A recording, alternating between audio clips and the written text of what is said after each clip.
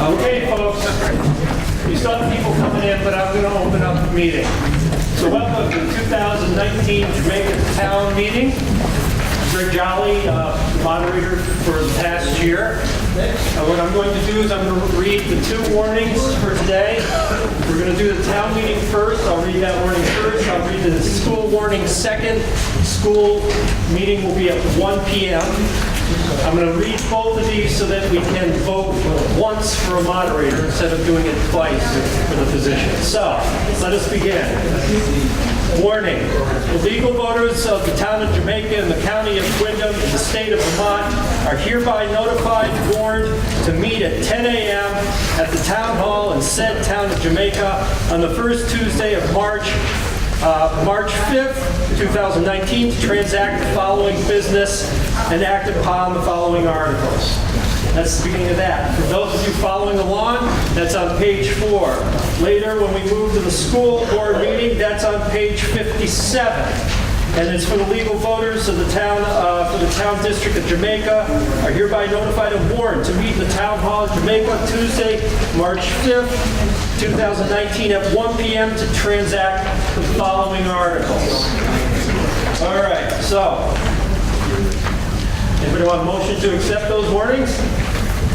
No, we don't need to do that, right? So we are now open for business. I'm now going to hand it over to Paul Frazier for the election, the nomination and the election of the moderator. Open to the floor. Anyone like to nominate someone to be the monitor? Nominate Greg Jolly. Moderator for that upcoming year. Do I have names? I have a Greg Jolly name. Do I hear any others? I vote nomination be closed. And I have a motion to close the nominations with Greg Jolly being the nominator. All in favor, say aye. Aye. Any opposed? You, sir, have the floor again. Thank you all. All right, we're going to do a little house cleaning here, and then we'll get into the articles proper. First thing I wanted to talk, just read this statement. This meeting is being recorded by the Brattleboro Community Television. You can watch it later this week on cable channel 10 or online at brattleboro.tv.org. And this is something that they request, but it's also something that's in Robert's rules that I'd like to institute here. Or make more. I'm going to try and get you to do it. For anyone speaking at the meeting, please stand and state your name. That will also help the official recorders be able to get things correct. So you state your name, stand, state your name clearly, then you can proceed with whatever you wish to say. This will make it easier for everybody else to hear, but also the people who are viewing later. All right. Greg? Yes. Oh, and can we close the door? It's kind of drafty in here. Thank you. All right, there are some handouts over here from the fire department. Please feel free during the break to come up and get them. We don't have, at this point, the Doyle Bowl. For those of you who have done that as a perennial activity, we don't have it presently. Perhaps it will come this afternoon. There is the church lunch this afternoon at from 12 to 1 across the street. I hear there's quite a selection of fine soups this year. So please go over there and enjoy and visit with your neighbors. The other thing is State Rep Kelly Pajala, I think that's how she says her name, is planning to be here with us at 1 o'clock at the beginning of the school board meeting. So that's something for us to look forward to also. Also, I hope everybody got these convenient packets. These are your votings.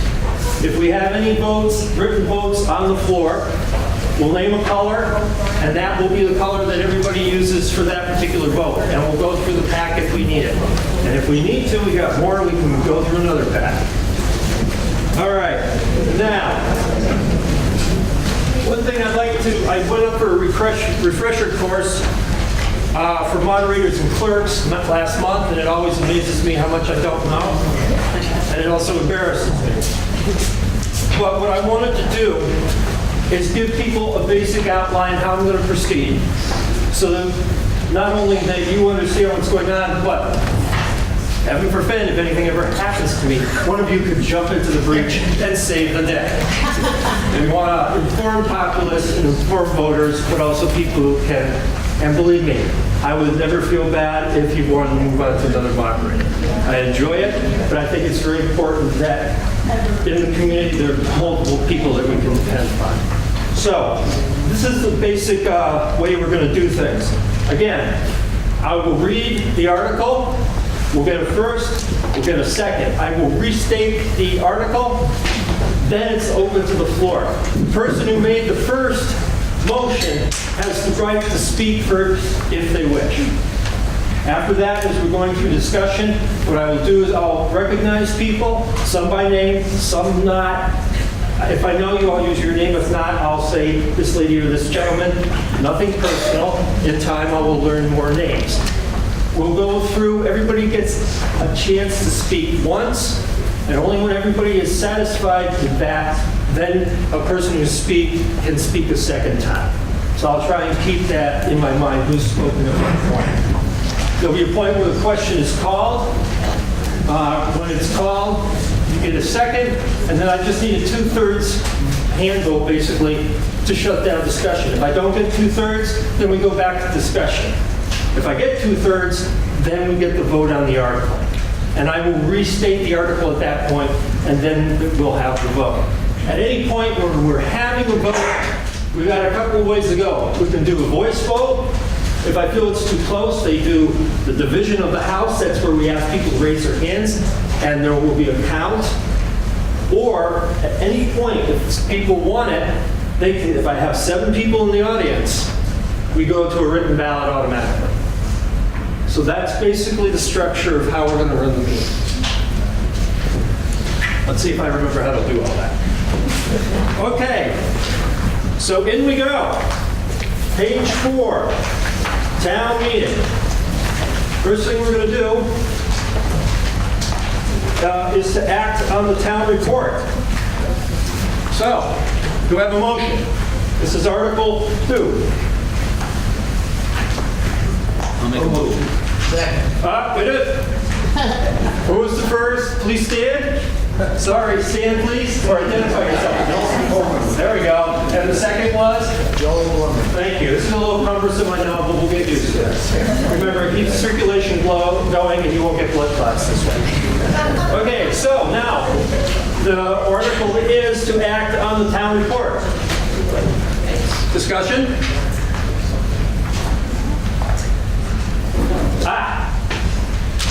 Nelson Coleman, I just have a couple questions. Number one is on page 17 of the report, where we borrowed the $415,000 for Adjourn, Irene, I believe it was.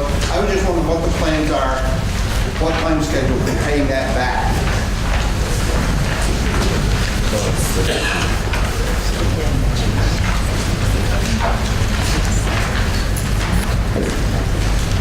It says in the article about when funds are available, but I just wondered if there's any more plans to, it's in the middle of the page. In the fiscal year 2014, the general fund borrowed $415,000, that's the paragraph. Yeah. For anybody who's looking for that, on page 17, that's how the paragraph begins. And I was just wondering what the plans are to, within 4 years, 3 years, or whatever.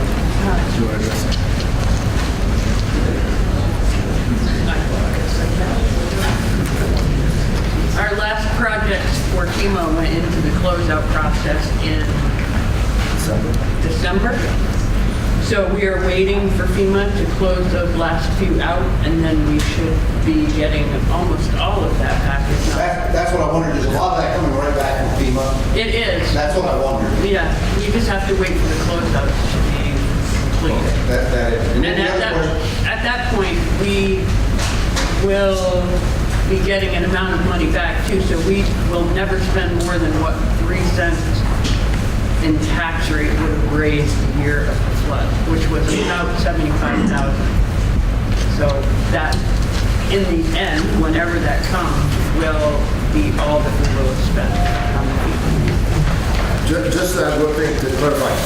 With the closeout situation, we have closed out the town's responsibility. We set all paperwork out, we got everything done. It's now resting on somebody's desk at FEMA.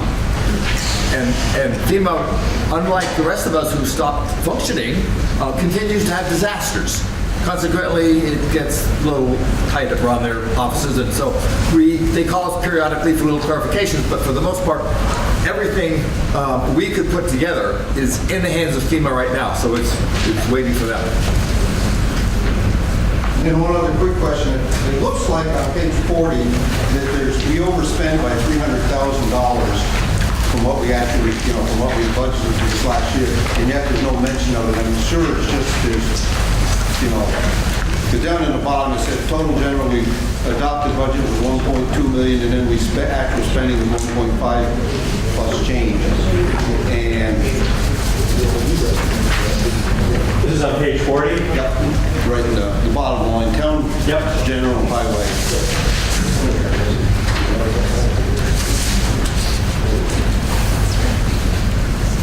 Any observations or explanations? So we have 40,000 of that is the machine that we bought 3 years ago, and we pay for it monthly. It was not budgeted for, it was taken out of the equipment reserve fund, but it shows in the budget, so that's one thing on page 39. The other thing is we bought more material for winter before the end of the budget year, and I used the highway reserve to pay for it, although I didn't bring it back into the budget. Because the material was going to go up in price, we wanted to get it before it did go up in price. And the state has also enacted the general highway, what do they call it, permit? Something, yeah. So we've had to do a lot of ditching work to keep stormwater from running into the waterway. And so there was extra material that needed to be bought, ditch stone and just extra time spent on that. Those are the major things that I can think of. There's probably smaller things in there, but those were the major things. Just to clarify that question about... Hold on. I saw Lou, and then I'd like to have Paul. Lou Broussard, on the district. There was also $92,000 spent on the reserve fund on the reappraisal. And Paul? Yeah, the general highway permit. At any rate, this is under the general heading of my favorite phrase, unfunded mandates. The state is working on clearing up the water in Lake Champlain, and we are instructed to lay down certain size gravel in our ditches to help that, sort of. So that's part of it. They came down with mandates on what to do. We had to buy some extra equipment, spent a lot of money on ditching and rocks that we just have no choice. We just have to do it. Any other questions? Yes, Bonnie? Bonnie West. I have the question that the adopted budget should usually, it reflects the same as the adopted revenue budget, and it doesn't from the last year. So I'm wondering, do we have a deficit or a surplus?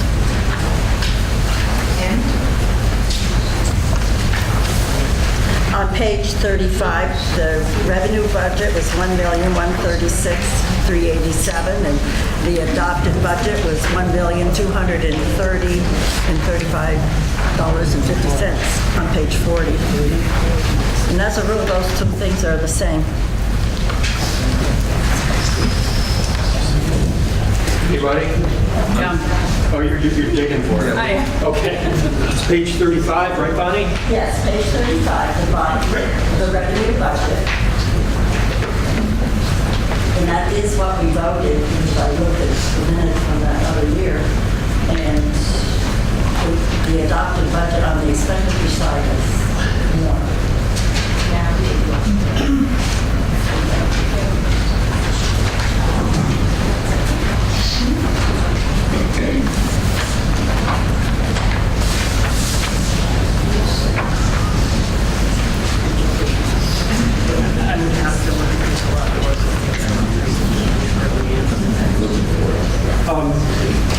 I think there may have been some revenue that I brought in, or that I didn't telling me that she would need more time to really dig into the details to answer the question. Is that correct? So coming to the town offices and, Well, the revenue side is what we vote. yes. That I know it's always the disbursement side is kind of out of whack. I think her statement still stands, correct? You'd have to go in and really look for that. Sometimes the answers aren't. Because the actual way over. I just would have to, I can't give you a solid answer without really it over, which I haven't done for a couple of days. So. Okay. Sometimes the answers are like the ones you want. Are there any other questions? I have a question. Clara Robinson. Yes. I have a question. On page 36. Page 36? Town building, where it says town office repairs and maintenance. When reading across the line, I guess I'm trying to understand, it lists the adopted budget for 500, and then it lists actual for 8,050, and then it lists variance, which it does not list. It lists a variance of $500. So and it doesn't show it as a variance. Could you explain that? Yeah, it should have shown the variance if we got 7,500. That's what I was thinking. Okay, which line are you folks looking at? Halfway up the page on page 36. On page 36, halfway Page through the line, what's the mark? Yes. Town office maintenance and repair. Town office maintenance repairs, there's some discrepancy between the 8,000 and the 500, correct? Yes, it should show a variance of 7,500. Yeah. It should show a variance of 7,500, and Terry agrees with that. Yeah, I didn't. Okay, details. This is why we have town meeting. We protect details. Self-regulation. All right, any other questions on the town report? You can call the question. Dan? Can we conduct town business if we got this much issue with this? Seriously, It's the decision of the body. heavy amount of money, folks. Where is it? It should be straight. The article is to whether you're going to accept the town report or not. So that Dana asks the question, is there more discussion?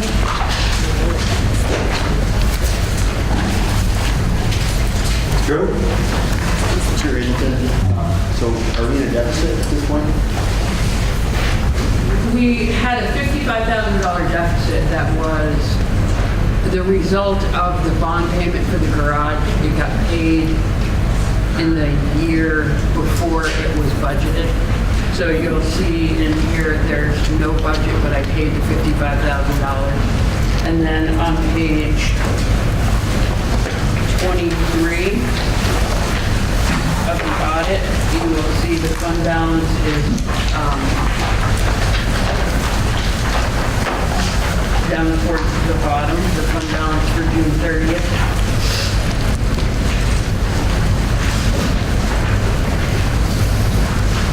It's $55,996. And so we were just about even. I mean, if I hadn't paid, I had to pay the bond payment because it was due before we had a budget for it, and that's what created the deficit. But that's the only thing I know of it. Any other questions? If there's somebody who's spoken the first time, they can speak a second time.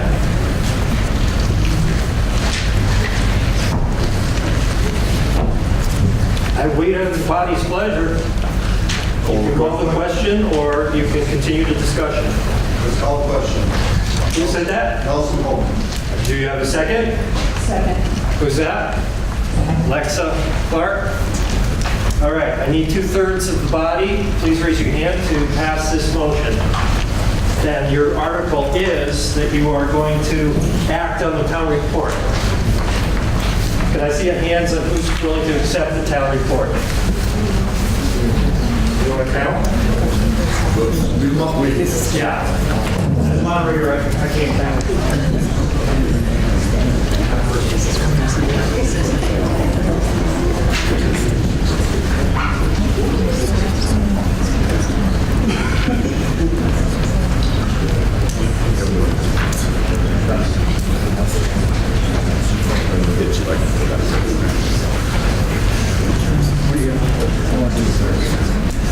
All right, all those opposed to accepting the town report, raise your hand. I would say that the ayes have it. The town report is back. All right, very good. Now we go on to Articles 3. And this is to elect for the following officers of the town by law. And the first person, the first situation we have here is for a select person for the term of 3 years. Presently, Andy Coyne is in this position. His term is up. So, I'll accept nominations from the floor. Yes? I nominate Andy Coyne. Andy Coyne's been nominated. Are there other nominations for the position for 3 years of select board? This is your chance. All right, hearing none, I declare nominations are closed. And do I hear a motion for the clerk to cast one ballot for Andy Coyne to the position of 3 years? Yes? Judy Flower. So moved. Do I have a second for that? Ann Cummings, very good. And Andy Coyne is duly elected. The ballot is cast. Thank you. Next one is a select board term of 1 year. Presently, Tom Tolbert is in that position. And do I hear any nominations for that term? Nominate Tom Colbert, please. Your name? Micah Everhart. Very good. Do I have a second on that? Oh, I'm sorry, we don't need a second. I just need another nomination. Are there any other nominations? I'm sorry. Get ahead of myself. No other nominations? All right, there being no other nominations, moderator declares the nominations closed. And do I hear a motion for the clerk to cast one ballot for Tom Tolbert for 1 year in the select board? I just need... That's and a second? Micah is a second. Very good. And Tom Tolbert is duly elected for that 1 year position. Moving along here. Maybe we won't use paper today. No. Don't say that.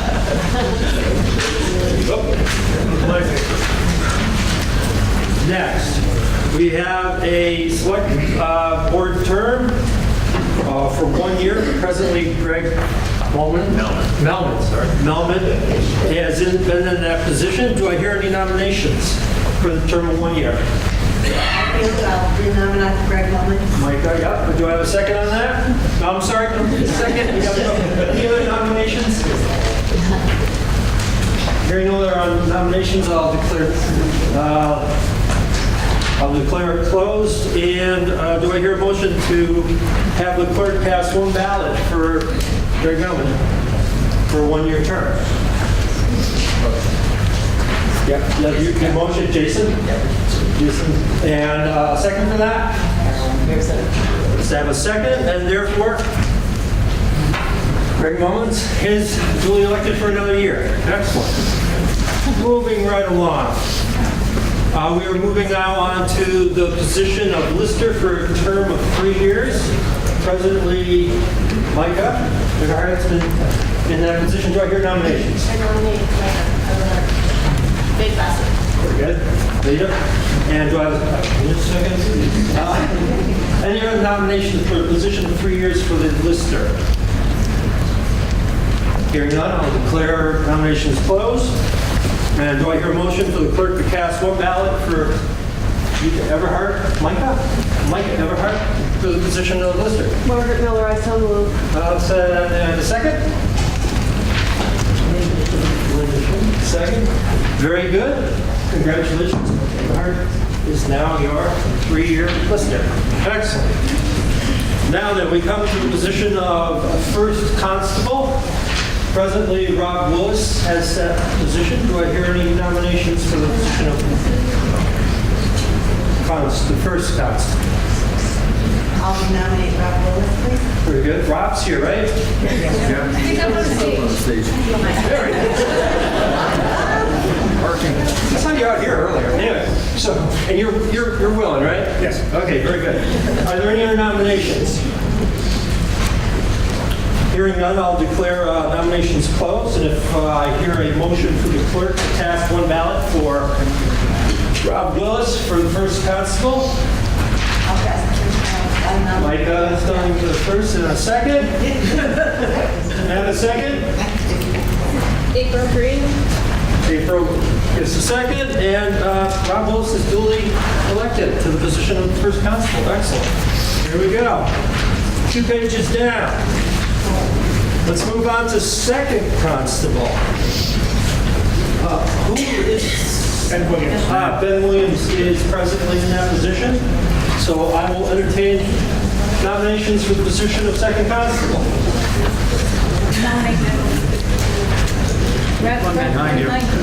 Sorry. I said I nominate. Okay, Ben Williams has been nominated by Clara. A second? I don't need a second. Are there any other nominations? Hearing none, I'll declare our nominations closed. And do I hear a motion for the clerk to cast one ballot for Ben Williams as second constable? I'll motion. Okay, very few. And a second for that? So that was the first. Where's the second? Nanette, a second. Very good. Thank you. And Ben Williams is duly elected as your second constable. Now then, town grand juror. Who's in that presently? Steve Clark, correct? Steve Clark is presently in that position. I believe it's a one-year position. He does every year. Oh, I'm sorry. Yeah, town grand juror. Do I hear any nominations for town grand juror? I move that we elect Steve Clark. Very good. Steve Clark's been nominated. Anybody else? Any other nominations? Hearing, get the rhythm here? I'm trying. Hearing no other nominations, I'll call them closed, and if there's anybody who wants to make a motion that Steve Clark be your town grand juror and cast one ballot, I'll take that motion. I, Dana West, will make that motion. Steve Clark gets that job. Very good. And do we have another enthusiastic second? Very good. So Steve Clark has duly been elected your town grand juror. Very good. Now then, town agent. Presently, Peter Andrews has this position. Do I hear any nominations for the position of town agent? I nominate Peter Andrews. Peter Andrews has been nominated. Anybody other nominations for the position of town agent? Greg, could I ask if there's an explanation for what these jobs are? If somebody can say, what's the town agent? Can anybody explain these positions? Especially those that might hold the position? Bonnie, please, yes. Town agent goes to when you have tax appeals, and if a person appeals to either the court or the state, the town agent can represent the town's position. Thank you. And that's what that does. So Peter Andrews has been nominated. Are there any other nominations for town agent? Hearing none, I'll declare nominations closed, and I will entertain a motion that the clerk cast one ballot for Peter Andrews as your town agent. Do I have a first on that? And a second? April, very good, thank you. Excellent. Therefore, Peter Andrews is duly elected as the town agent. And I've been here for over 30 years now. I remember ever not being Peter agent. Okay, another page now. Here we go. Trustee of Public Funds. Presently, that is held by Steve Clark. So are there any nominations for the position of town trustee of public funds? Steve Clark's been nominated. Any other nominations? Hearing none, declare nominations closed. And I would entertain a motion to have the clerk cast one ballot for Steve Clark for the trustee of public funds. Have a first on that? Yes, Dana. Excellent. I make motion that Steve Clark gets a job for 1 year. Thank you. second? There. Yeah, this is good. This is good. We're covering the whole floor now. This is excellent. Therefore, Steve Clark is duly elected to trustee of public funds. So the ballot is cast. Agent to deed land. Steve Clark also holds this position. You can see where the power lies. So I'm opening up his position of agent to deed land. Any nominations?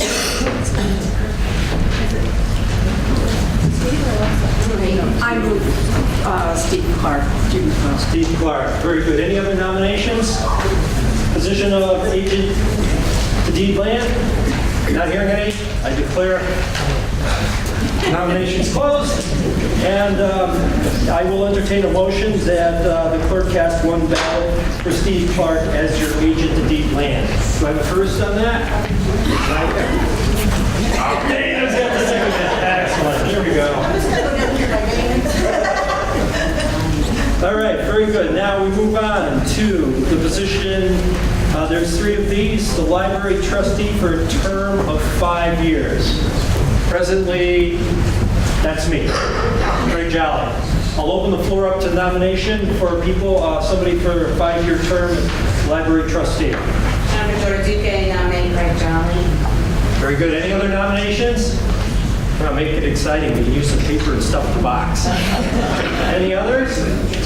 Not hearing any, I close nominations, and I'll entertain a motion for the clerk to cast one ballot for Greg Jolly for a 5-year term on the library trustee. Rachel Stoll. Rachel Stoll's first. Mike has a second. Very good. So Greg Jolly is duly elected to that position of 5 years on the library trustee. I'll see you in 2024 to re-up again. We'll move on to the next library trustee for a term of 2 years. Presently, it's Bonnie West, I believe. Do I hear any nominations for a 2-year term of the library trustee? Janet Hamilton, I nominate Bonnie West. Very good. Bonnie West has been nominated. Are there any other nominations for the 2-year position? Hearing none, I close the nominations, and I would entertain a motion to have the clerk cast one ballot for Bonnie West for 2 years on the library trustee. Do I have a first on that? Very good. Anybody else want to get into the action? Second. Yes, excellent. Very good. Excellent. Therefore, Bonnie West is duly elected to a 2-year position as a library trustee. Library trustee, this is the last one in this round. No, it actually is. It is, we only have 3. If you look on the page before, you see the trustees listed in the end of their terms. One position got warned that we have no need to fill. So we can skip over that. But we still have one more to go, and it's for a library trustee for a term of 2 years. Presently, Alice Abrams has that position. Sorry, Abraham. Yeah. My apologies. So I will open up nominations for this position. I'll nominate Alice. Alice has been nominated. Are there other nominations? Hearing none, I declare nominations closed. And I would entertain a motion for the clerk to cast one ballot for Alice Abrams for a term of 2 years as library trustee. Do I have a first? Rachel Stoll, and a second. There it goes. You were just giving people breathing space if they wanted to do it. Thank you, Dana. Excellent. And therefore, Alice Abrams has been elected as a library trustee for 2 years.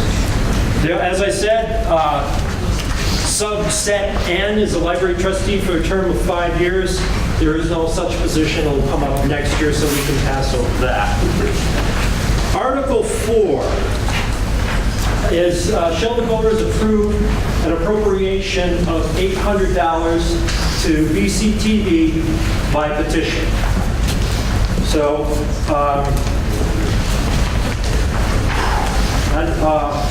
okay, here we go. I would entertain a motion from the floor to open up this article to discussion. And a second for that? Thank you, April. Excellent. All right, so, and this is again, Article 4, shall the voters approve an appropriation of $800 to BCTV by petition? What I'm going to do is ask the representative from BCTV to address the floor. This is the first time they've been asking for funds. That's why you see comma by petition on the article. Thanks, everybody. My name is Cora Trowbridge. I'm the Executive Director of Brattleboro Community TV. And thank you to Alexa for filling in on camera for me for these few minutes. We came before the select boards that we serve, for the 8 towns that we serve in December. We came before your select board to explain that we've had a decline in funding for a couple of reasons. And we've been serving your town since 2011, recording your select board meetings, your town meeting, the Leland and Gray Board, which is now West River Educational District Board, Leland and Gray graduation. So we basically cover this whole area along with Brattleboro and Guilford. We have recently experienced a decline in cable revenues, which is tied to our funding. And that's because people are watching more online, including the videos of your select board meeting, which get about 50 views, sometimes 100. But we don't get any funding from the online views. We make the programming available on YouTube, and of course there's no funding associated with that. The other thing that I wanted to alert you to, and the select board, is a recent rule making by the Federal Communications Commission at the federal level, which may effectively eliminate the cable revenue funding that we have relied on for all public access TV stations in the nation since it was founded about 40 years ago. So it's a big threat. So we are coming to towns for the very first time with a request of 85 cents per person across our region. And this is only really addresses the slight decline in cable revenues that I was talking about at first. But it's what we know right now. I don't know what's going to happen with the federal threat, but I might be back here to talk to you about it next year. So thank you for your consideration, and special thanks also to Karen from the General Store who helped get the signatures to make it possible to be on the article today. And I'd be happy to answer any questions if you have them. Are there any questions?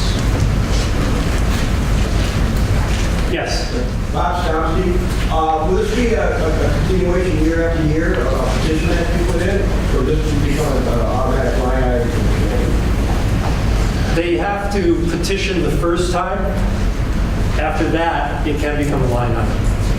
But they have to petition first for the first time for monies. I think it's smart for anybody who has petitioned the town and then has a line item coming up to come every year and address it, because I've seen things come and go, but it's not necessary after this first petition.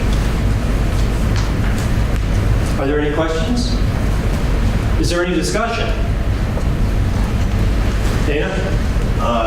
Dana West, I just want to open up to the people that this is a very good program. I find it at times very entertaining watching things like that. But it's another way of us staying informed of what's going on with our government, with our school board, and they also have other entertainment value shows too, so they're very good. So, if you want to spend your money in this good, nice place, smart way, I suggest doing this. Very good. Try to sway your vote, but it's very good. That's good money. Great. Yes, Paul? In the position that we all face of getting information out to the community, there's just no way to get everybody into the select board meetings. We understand that. A lot of people live a long way away. We do not have a local newspaper. We really rely on these television programs to get out to everybody in the community what it is that we're doing as a select board. So it's major import in keeping you all informed with what we do. And then you can give us feedback back. So this is a significant, for 85 cents a year, unless like then the federal changes, that's not too bad. 85 cents per person. Per person. My 85 cents, like it. Yes, Drew? Drew Hamilton, I would just suggest that maybe we would get cable to haul to the grid. Our area.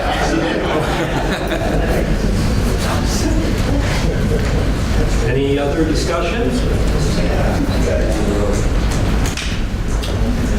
I wait on you folks. You can call the question. And then we can go to a vote. Thank you. Okay, it's been called. Thank you. Excellent. And again, to close debate, when it's been questions been called, I just need 2/3 of the body to agree. Those who want to close the debate, please raise your hand. Very good. Thank you. Those who do not want to close the debate, please raise your hand. That was an easy one. Excellent. So I'm going to restate the article. Shall the voters approve an appropriation of $800 to BCTV by petition? And again, we'll have a floor vote. All those in favor of the article, please raise your hand. Very good. All those opposed, please raise your hand. So passed. Article 4 is passed. Excellent. Thank you. Now, let's move on to the big one on the dance card. Article 5. Shall the voters authorize the Selectboard to continue to pursue further research on the municipal water system? Do I have a motion to open up debate? Joel Blooming. Very good. Thank you. And do I have a second to open up debate? No. Yeah. Linda Sheehan will second that. Very good. So again, the article we are looking at is number 5. Shall the voters authorize the Selectboard to continue to pursue further research on the municipal water system? Floor is open to discussion. Or somebody can speak to the article. I'll be glad to speak to it if you like. Part of the history of what we're doing right now is trying to move forward with the question about whether or not the town wishes to become involved with a municipal water supply. What we have done so far, as most of you know, is we engaged with an engineering firm that did the research to determine whether or not we needed a water supply in Jamaica. Their results were, yes and no. The yes part was, for future growth, a municipal water supply would be advantageous. Having said that, as we sit right now, the municipal water supply is not needed. So it really speaks to what our vision is where we want to go forward. The next step in what we're asking today is, in order to go forward with these very expensive projects, we need to find out now whether or not we have sufficient water supply in our municipality to support a municipal water system. We don't know the answer to that. So we would have to then hire an engineering corporation to come out and do the studies, including well drilling, to find out if we have the quantity and quality of water to make this even a possibility. Not even getting into the plans yet, just to find out whether or not we even have sufficient quantity and quality of water in our area for us to have municipal water. The step after that, should we find the water, is of quantity and quality, would then be talking about what it would cost to produce the infrastructure necessary to get it to everybody, to purify it if necessary. Basically, it's a very expensive project over a long time. Right now, this petition is, are we going to go forward? Do we want to spend the money to look into whether we have sufficient water supply in our municipal region to support even going forward with looking at what it would cost? That's kind of where we are today. And what, you're just talking about in the village, in the Jamaica village itself. You're not talking about the rest of Jamaica. In theory, the water supply in the future, having water would be for the village, not going out into the rest of the community. The cost, we would then, next year or whatever, if we get to that point, the cost would then be divided either in a district-wide or a whole town-wide. That decision hasn't been made yet. We're just looking for the water at this point, if we even have it. And theoretically, we could look anywhere. Obviously, the closer it is to town, the more economical it is to bring it to the homes and businesses. We've kind of got out of the habit. When you raise your hand, I recognize you. Please stand up and state your name. So I'll go back here and then check. I don't like this. Wendy Russo. My question is, what is wrong with the water in town? We've already spent, I think, $7,500 to be shut down. And we have used to have 2 restaurants that have to have their water tested. And they haven't had any problems, so I'm not sure what this reasoning is. And what is it going to cost? You're asking us to vote on something with no idea what it's going to cost. Well, to answer your first part of the question, the difficulty that we have with the water is that we can maintain the status quo, but growth forward is the problem. And I think one of the current restaurants, and I look around, I don't see the owners right now, but I do see the owners right now. The difficulty in expanding, it's hampered by the current water system. And so that's where the difference between staying where we are versus growing. How much is this town going to cost? I mean, Excuse me, Jen, That was my question. What are you looking for? Which one is this next step? The next step, there's two ways of doing this, my understanding. One way is relatively inexpensive, and I'll define that as around $10,000. I'm getting a nod from the expert over in the corner. And it could go to as much as $80,000. Because when the source is identified by a hydrogeologist, one of whom we have in the room, I believe, it's going to require some drilling. And the first drill may or may not produce. I mean, this is an expensive, long-term project. yes, I'll go here and then here. Chrissy Haskins, I'm the engineer who did the water study. The two numbers that Paul was just talking about, the 10,000 versus 80,000, 10,000 is for basically a desktop study. That would be looking at the area around the village just on the computer with data that's available for soils, for groundwater, and having a hydrogeologist look at that and identify areas where there might be water available. That's what the under 10,000 number would get. And then further investigation would be needed beyond that. But that would just identify potential areas to start looking. The other option would be the $40,000 to $80,000 range, which would actually be drilling wells, testing the water, looking at quantity, looking at quality, and actually finding and permitting a well. And the reason it's 40 to 80 is because we don't know if there would be one well to be drilled, 2 wells, 3 wells. We don't know how many would have to be drilled before we could find one that would work. So those are the two differences. So, kind of a desktop small study to identify that there might be water somewhere, or actually finding the water. Here, and then I'll go over here, and then we'll go over here. Yes. Cinna Stevenson. I'm curious about the other side of this coin. I'm interested in hearing about the water, but won't we also, for this kind of growth, need to investigate sewer? Isn't that also one of the biggest problems we have with our town? What we're looking at right now is primarily the water supply, not the sewage supply. The sewage supply is another set of... Go ahead. Yes, answer that, because it's really a complicated piece of business, and she is our expert. So, water and sewer are both issues here. Water for growth, for economic growth. The reason that it's actually an issue, it's not water quality that's an issue, it's the permitting that's required. So, for one of the businesses that's currently active, they can't grow because they cannot get a permit for a public water system.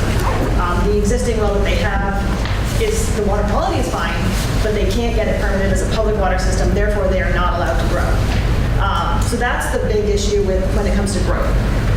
With the idea of pursuing water over wastewater, or first, it is that you would eliminate all of the private wells and therefore open up more space for backup septics and for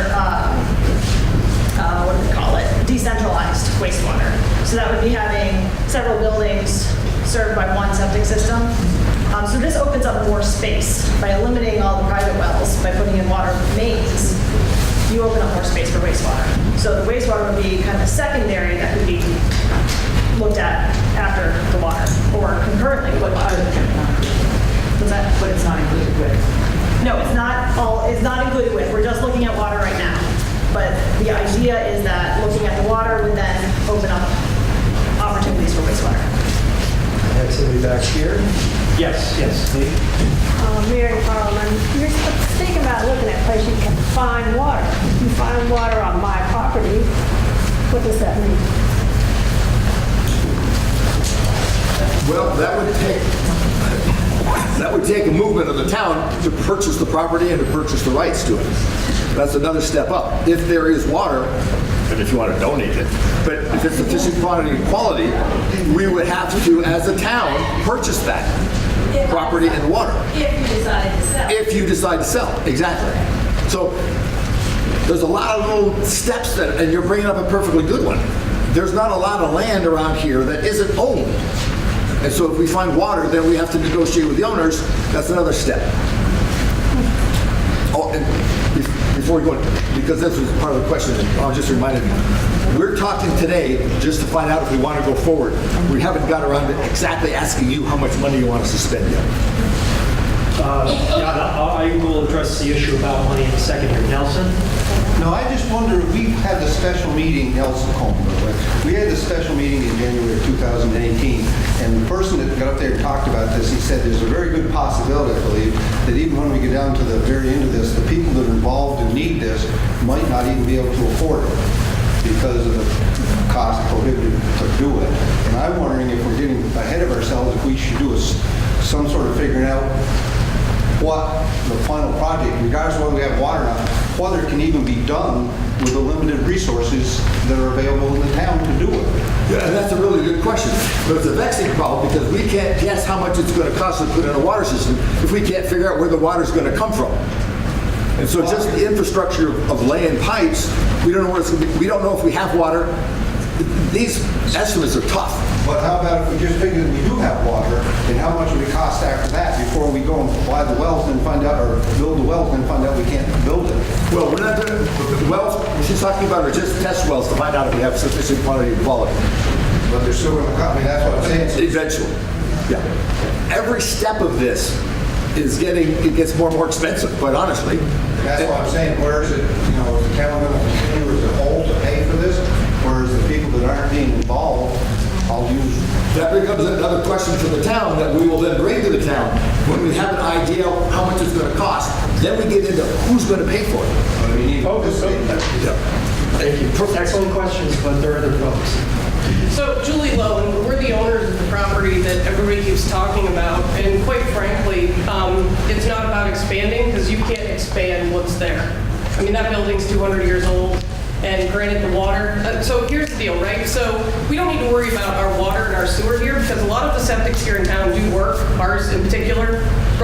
We had to clear trees off it when we bought it, but it works. But the reality is the permitting in this state is what's holding us back because the water tests fine. You can go into the cafe and you can order food, you can make food, you can serve food. But the permitting situation with the state is that it's all about setbacks. And our well is literally 60 feet from our septic, and our water is perfect. So we just can't do it because the state doesn't say we meet the 100-foot setback. So quite frankly, it's not a water issue, it's not a septic issue, it's a permitting issue with our state, and we have too many restrictions on the permitting here for reasons that don't make any sense. So we need to go to our legislature and talk to them about it. And I am not for spending water money on more testing. We don't have bad water here.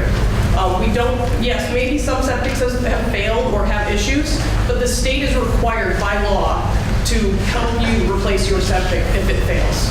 So it's not like we can't replace a septic down behind our building if things go wrong. It's a law. But we need to talk to whoever we can up at the State House that's supposed to be doing their job and helping us out. They put all these regulations in place when in all reality, look, you can go in there and get food. No one's going to get sick. I mean, it's not, we can't have seats. That's what they're telling us. That's it. End of story.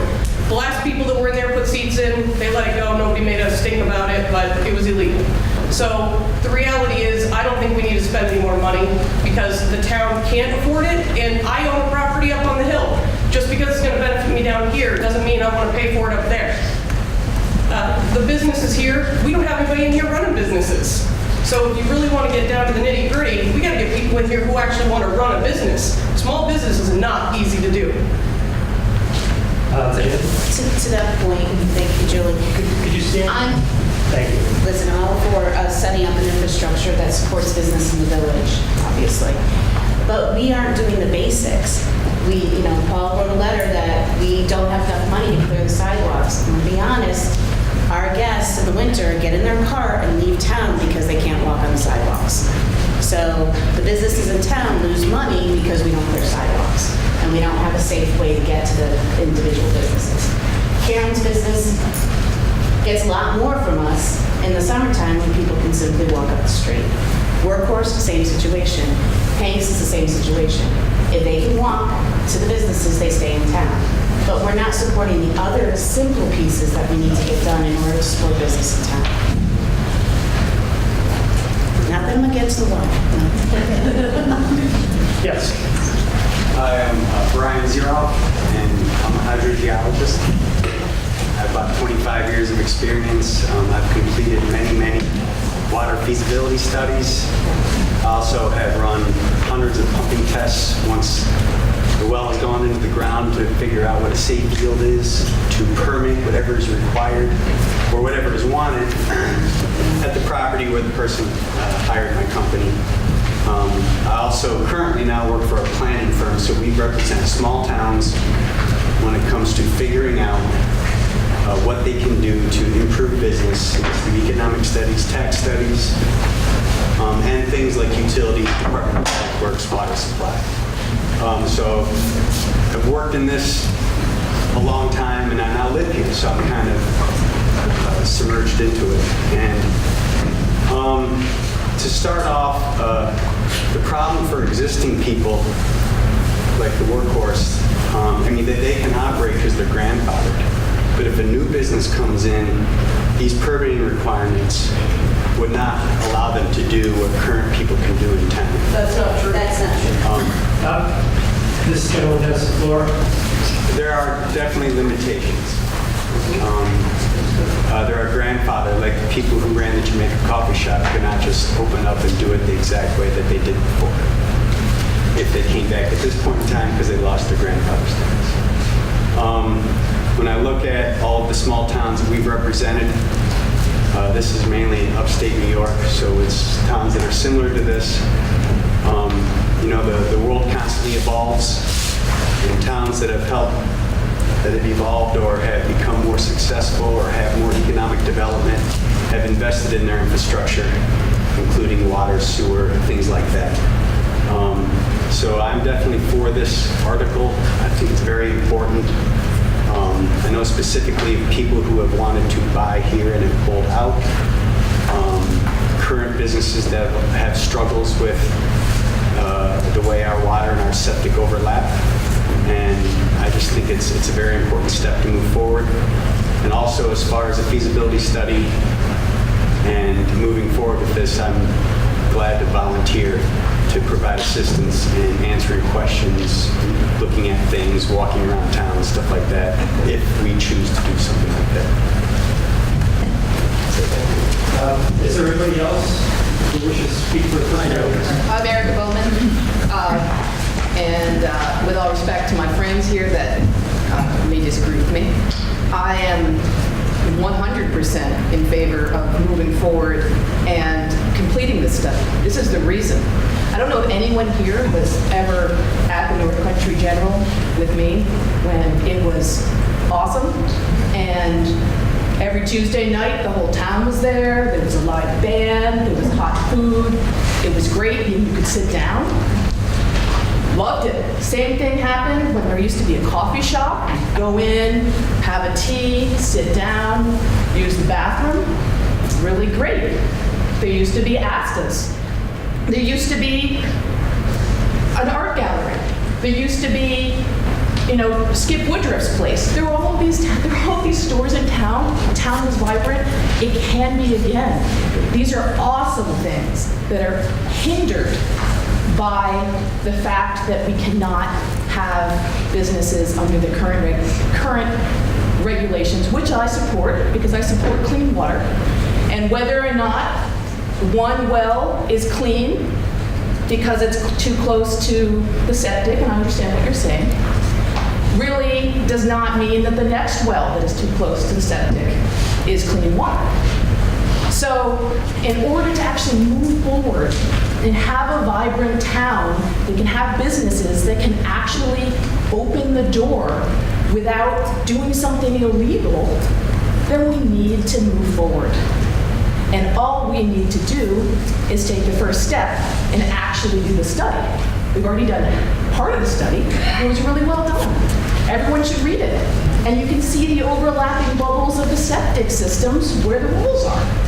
And you'll understand that this is hindering the town from progress. And we have an opportunity, it would be crazy to close the door. Very good. Yes.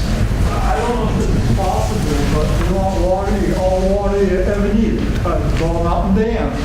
It's all downhill. I don't know what type of pipe system. They need a filtration system for water, but all that water up there is endless.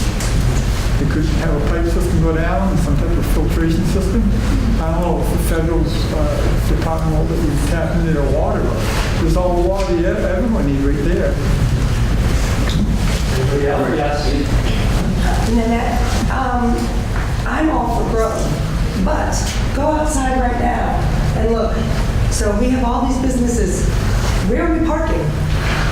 I mean, one time wanted to stop in the store, and I have to keep going because there's no place for me to even park. So we get all these businesses open up, running up, wonderful. Where are you going to park? How are you going to stop there and have a bite to eat when there's no place to park? Yes, Andy? Maybe going serve as your vice chair, and I know that a lot of people know that the water study came out okay. Most of the wells were fine, right? And concerning some of the businesses that aren't open, one is suited to open to the public. It's just not happening right now. The old Astas, there's nothing wrong with that water system. They could open up and see how many ever. I think the Three Mountain Inn, we heard that they do a little less business, so they don't have to fall into that. That place is okay to serve more people.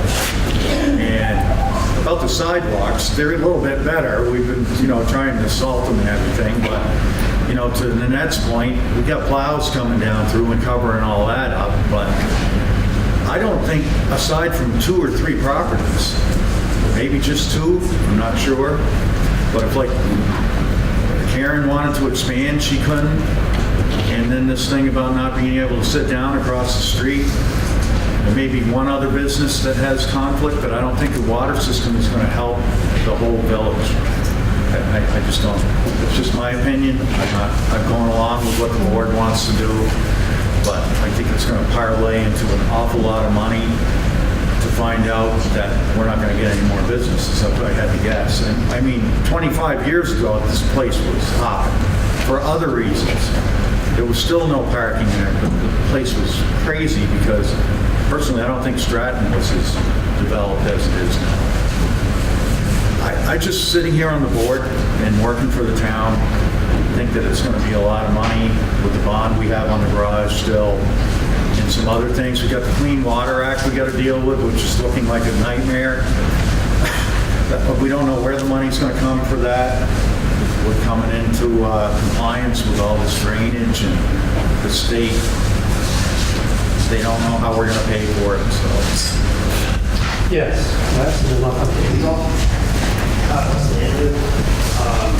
Lived in the town most of my life, and I agree that the businesses used to thrive a lot more. And to say that one business is doing well and the other buildings that are empty, it seems to me that anybody that wanted to come to town and open a restaurant or open a business is going to struggle with water and sewer and permitting. You drive around in all of Vermont and you look at little villages. Some are thriving, some look more like Jamaica, some are even less. And if you drive around and you are aware of it and you start looking around, the ones that have city water and city sewer are the ones that are thriving. They have the opportunity to grow. We're looking at restaurants that were restaurants or whatever, but there's other buildings that could be used for some sort of business, some sort of anything that wouldn't even be an option if there's no infrastructure there to support it. So, I don't know all the details about it. I didn't come here to talk about it, but from my point of view, it seems like all the buildings in town are restricted by the water and sewer. Whatever, if a septic fails, it's a problem. If a water system, if someone's well had a problem, it's a problem in town. Every town's the same way. Everything's too close together. So I would say I was for it, but. I have April and I have, but I just want to make an observation. We've been on this about 10 minutes. We've got 45 minutes till noon. We're on Article 5, and we have 10 more articles after that. Just so the body understands where we stand. I think this is an important discussion. I'll do what you want, but just be aware of the time. The other option I'd like to open up is if people are concerned that this is a blank check, because there's no amount of money listed, there can be a motion from the floor to amend the article and set the amount. Not more than 10, not more than 20, whatever the body decides. That's an option that we could use. Keep that in consideration. I'm going to go to April and then Ben. April 1st, Ben? April 1st, and then I'll come to you. What if we choose not to go forward right now and we want to do it later? Do we have to start this whole study all over again from what she's already done, or could we start off right where we are? That's a good question. I think Chrissy's study is going to stand a test of time because it was very, very thorough. Okay. Is that correct, Chrissy? I think that if you, in the next few years, if you were to move forward, then yes. Beyond that, most of the study would still hold, but maybe water quality would need to be looked at again. But other than that, I think most of it would still. My other thing I wanted to say was I agreed with Julie about, there are businesses that can be created here and everything, and the state is the one that has put restrictions on us to not move forward. But there's also buildings that really have been empty since I've been here. It's been like 6 years. And they can't, every time someone tries to do something, nothing ever is allowed or able to happen. So there's a middle ground that we have to try to figure out. Ben? I'm Ben Williams. I'm very interested in this subject, and I think we're getting a little astray here of the initial question, whether or not we want to study the feasibility of putting a water system in this town. Now, water distribution, wastewater distribution is my field. I work for one of the largest engineering companies in the state. I'm very familiar with the state regulations. And we're not asking for, or this isn't asking for any money at this time. It's just to go forward with the study. Now, I have faith enough in our select board to know that if they come up with a plan to hire a hydrologist to come in or a geologist and study this, that they're not just going to go ahead and do it. They're going to have a special meeting or bring it up at another time and get a vote on it from the town. So I think we ought to move on this. Yes or no, it's your time. Thank you. Yes. Tom? I just want to clarify that we purposefully did not put money in. And if we do decide, as Ben's saying, to move forward, that we will come to the town and ask for the money. I mean, the money isn't in the budgets or anything, so that would be a special project that the town would have to approve. Karen, and I'll come out here. But I'm sorry. Yeah, but if we decide not to move forward, then we don't move forward. I mean, that has nothing to do with the money piece of it. It has to do with the procedural. Do we want to actually go out and get pricing to move forward on it? That's basically what the question is. To clarify that piece, if this goes through, we will contact relevant agencies to get bids on going forward with this. Those bids are going to be high. Be aware of that. But that's exactly what we're saying. We don't have a bid yet. We will go for bids, but we're not even going to do that if you all don't want us to go forward. Karen, then this lady, and then I'll come up to Judy. So I think it's important to keep the village going, and I think Wesley's points were very good in that when you have towns that have water and septic, they're doing well. And I hate to have us not move forward with things. Chrissy, can you talk about funding just a little bit, how it's paid? You said that there were some grants and possible grants for economic development, but also 0% loans. I'm going to make an observation here. This is getting down into the weeds, and I'd like to keep it centered where Tom was talking about. What the article is asking is, do you want them to pursue it with the understanding that no step will be taken by the select board without coming to this body asking for the funds to do it? They just want to know whether you want them to pursue it. Am I understanding correctly? So I want to go here, and then to Jason, and then you. Yes. Hi, I'm Mary Taranelli. I apologize, I don't go to the town meetings. This is my first one. But I think it's interesting, I had two questions, and because I don't participate that often, maybe there's answers. One of them is there a town plan? Do we know who we're inviting to come here? That was one thing. And another question is, how far out would that water be taking? Are you talking about just the village? Are you talking about further down the road? How much, who's going to benefit from that? Are we talking about just 10 or 15 people in this area? Because it's a big town and we all need the help. And I'm thinking that if there's plenty of water a mile down the road, or are we just talking about the village? Very good. And what is the plan for the future? Do we have any idea how much water you need? Those are really good questions. The first one you're asking about, the town plan. The town plan. We clearly have a town plan that's addressing future growth. And we have, luckily, we have geologists, among others, who are on the planning board who are looking at all this. The question about who we're inviting gets the gist of what we have to work with. As far as the expense being shared, there are options. Option one is for the entire town to share the expense. Option two is for the village itself to share the expense among I'm people not who are... talking about the expense, I was talking about the perimeter of water that you're surveying, for how many acres of the area is this survey? Extent of coverage of delivery, I think. We're talking about the village. We're talking about the village from, let's say, I don't know, you go to Codas? How far down did you go? The study area covered from basically Green Mountain Inn up to the bridge, to basically Water Street, all the way down Water Street, Depot Street to the school, and just a little way down Maxwell's. So that's the physical extent. People want to go, I believe the report is online. If you go onto the report online, you'll see that there's maps. It's a 24-page report. It's very detailed. Some of these questions could be answered if people want to look into it further. I want to go to Jason, and then this gentleman here. Jason Cass, I'm an environmental engineer. I've worked on water systems and sanitation systems in the past.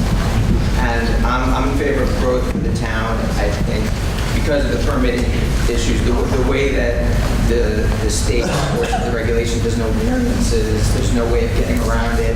So the only way to have a place like North Country General is basically to have like a public water system. So that's the reason why I'm in favor of it. In terms of what you said was correct in terms of the wells in town are mostly of the bedrock wells, and the septic systems are in overburden. So all the wells are fine. The water quality is fine that people are drinking. That's not the issue. It's more that the septic systems as they are, and then if there was increased development, with increased flows, it would further impact the brook. That's the point of contamination. And there was a sewer study that was done that showed that there was contamination of the brook in the summertime due to the existing loads. So those are just some clarifications on what we're talking about. Is not so much contamination of bedrock wells from septic systems, it's more contamination of the brook from the septic systems. And yeah, so I just put it. I hired. No, you are not recognized. Ma'am, you are not recognized. Ma'am, you are not recognized. Please sit down. Ma'am, you are not recognized by the moderator. Okay? You speak to me. That is Robert's rules. We haven't gone all the way around to everybody who wants to speak. Thank you.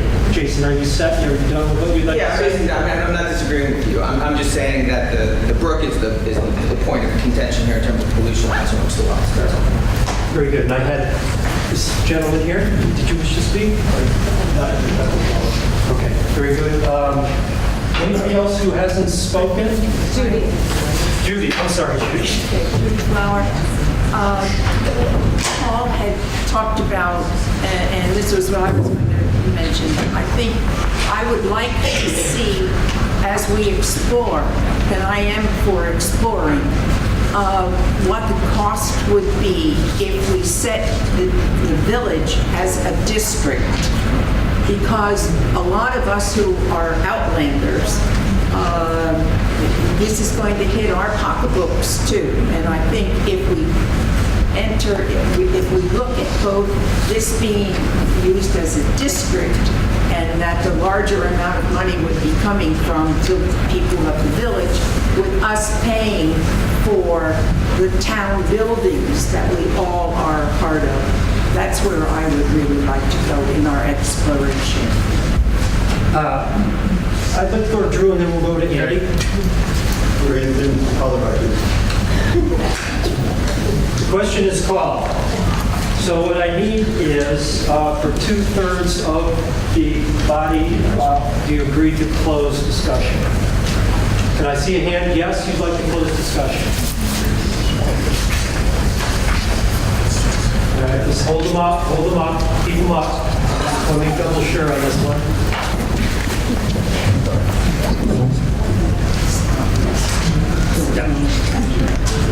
Okay. Okay, good. Hands down. Those who do not wish to close discussion, please raise your hand. The ayes have it. So discussion is closed. Now we move to vote on the article. The article is number 5. Shall the voters authorize the Selectboard to continue to pursue further research on the municipal water system? All those in favor? Please raise your hand. I was going to ask to do this by closed ballot rather than... If I have 7 people who want a paper ballot, please raise your hand if you want a paper ballot. If you have 7, you're going to paper ballot. So you're voting on Article 5. Shall the voters authorize the Selectboard to continue to pursue further research on the municipal water system? Go for the yellow. Yellow. Our answer is Yes means you're supporting the article. No means you do not want the article. So, people down the center, hit the box, and go around the outside for traffic flow. All right, folks, this is the vote on Article 5. There were 87 possible votes to be cast. 57 were voted yes, 29 voted no. The article is passed. All right, let's go on to Article 6. Shall the voters instruct the Selectboard to add a line to the budget for the compensation of the health officer? Do I have a motion for said Article number 6? Joel Blooming. And do I have a second for that? Cheryl Campbell, second. Cheryl Campbell, second. Very good. I will restate the article. Shall the voters instruct the Selectboard to add a line to the budget for the compensation of the health officer? I am assuming that somebody from the Selectboard would like to address this. Sure. Our health officer, I didn't really know exactly what he was doing until Irene showed up, and he's been working his butt off ever since then, and I've got a pretty good sense of what's going on. He is not, unlike other positions in town, he's not compensated for his gas, he's not compensated for his time, and he has a real job that he has to leave, nor his supplies. So I think it's about time that we added the compensation package for the health officer to be the same as we have, not adequate, but at least the compensation package for our animal control, because it involves legwork, time away from work, time away from family, gas, supplies. And we were just trying to make it more equal. And quite honestly, if I can make a quick add, their position is going to be open in September because Andy is going to be leaving us in September. So if anybody's interested, we're at least going to cover your gas. Any discussion from the floor? Yes. Please stand, state your name. Just Margaret Miller, can you say what the health officer's responsibilities are, please? It's in this book.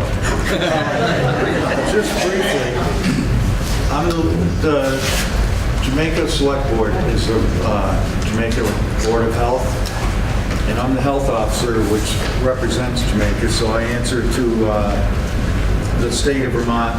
But it says role of the health officer. I'll just read these four things. It could be conducting an investigation upon receipt of information regarding a condition that may be a public health hazard. My experience has been lots of times it's rental inspections and septic failures, pretty much. Enforcing the provisions of Title 18, whatever that is, and rules and permits issued by the Vermont Department of Health. Includes notifying the department upon discovery of any violation of rule regulated by the Environmental Health Division. It's pretty deep, but it explains everything in here. And then if I was to prevent, remove, or destroy any public health hazard or mitigating any significant public health risk in accordance with Title 18, I can't do anything without running it by this board, anything.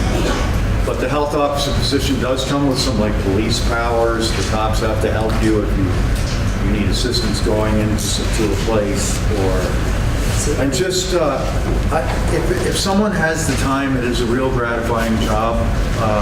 But just so you know, they tightened up things. There's more extensive water testing. And the big thing for me is that I'm having trouble, or the challenge is, if I get a call, I acknowledge the call, I got 3 days to react, and there's no, like, trying to sort this thing out without going through the whole form. I can't, like, police probably try to diffuse the situation. I can't just ask a landlord to do something and fix it. I have to go through this whole lengthy 12-page whatever they're asking me to do, and it's got a little harder. Anytime I get a call, it's going to be 10 hours. So I'm not looking for the compensation. I just thought that it may entice the next person who may be interested in it, that at least cover their fuel and maybe mileage or whatever the board decides to do. And on another subject, our constable does an awful lot for what he's compensated. He doesn't tell us, but I'm sure it's the same boat. So if you want to know more, I can show you. There's a better description. It just is lengthy. Any other questions, discussion? Yes, Ben? Hi, Ben Williams. I know Andy, and I know he's doing a real good job, and I wouldn't expect anybody to do it without being compensated for it. My only question is, can he remain health officer in whole position of select person? Yes. I should say that the town health officer, I've been doing this, when I come to the end of this, September 19th, it'll be my third 3-year term, and any resident of Jamaica can hold the health officer title. It's an appointed position from the board. And that health officer can also be a select board Yeah, I've never person. heard you can't be. Okay. It's not, no conflict.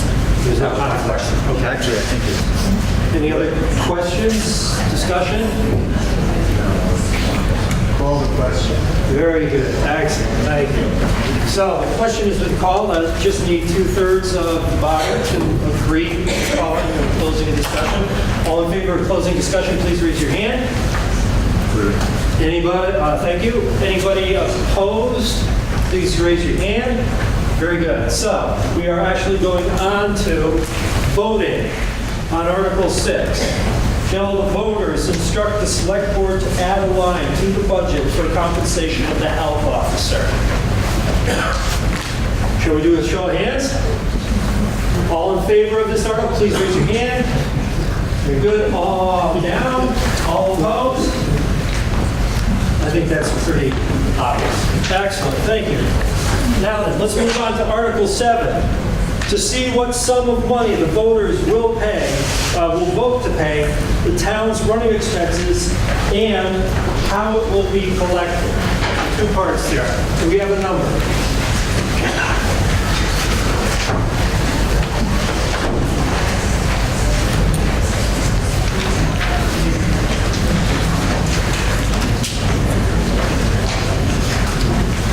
One moment.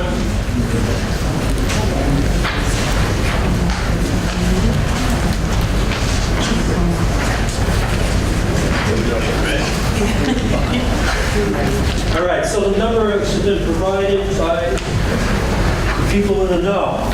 It is $1,083,215 even. So that's $1,083,215 even. All right. So, did we do the thing about, yeah, we're ready to go, right? Want to have some discussion?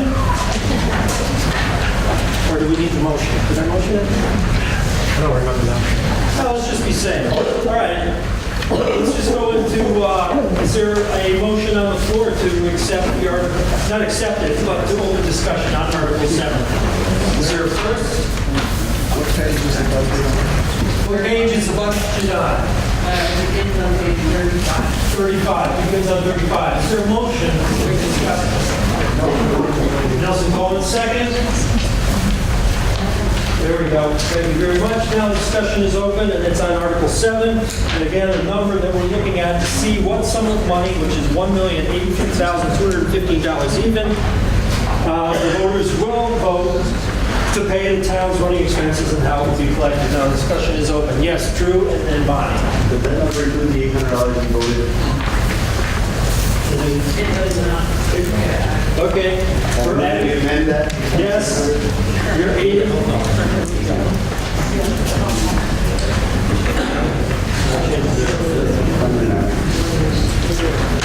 So the number is. We're also adding the amount for the health officer, which you just voted in. You didn't say amount. There's no amount on that. They said that it was going to be commensurate with the first constable. Yes. Should have said. During the discussion. That? $350. $350 for the health officer. Doesn't that make you want to take a position, Rod? Hold on, Bonnie. We're just waiting for the number here so we can. Yeah, new number, a different color piece of paper. And that's got both positions. Excellent. So the number we are now looking at is $1,084,365 even. Very good. Now, Bonnie. Don't you have to add the anticipated receipts into that? You vote the whole amount that you're going to be spending rather than just what you're raising by taxes.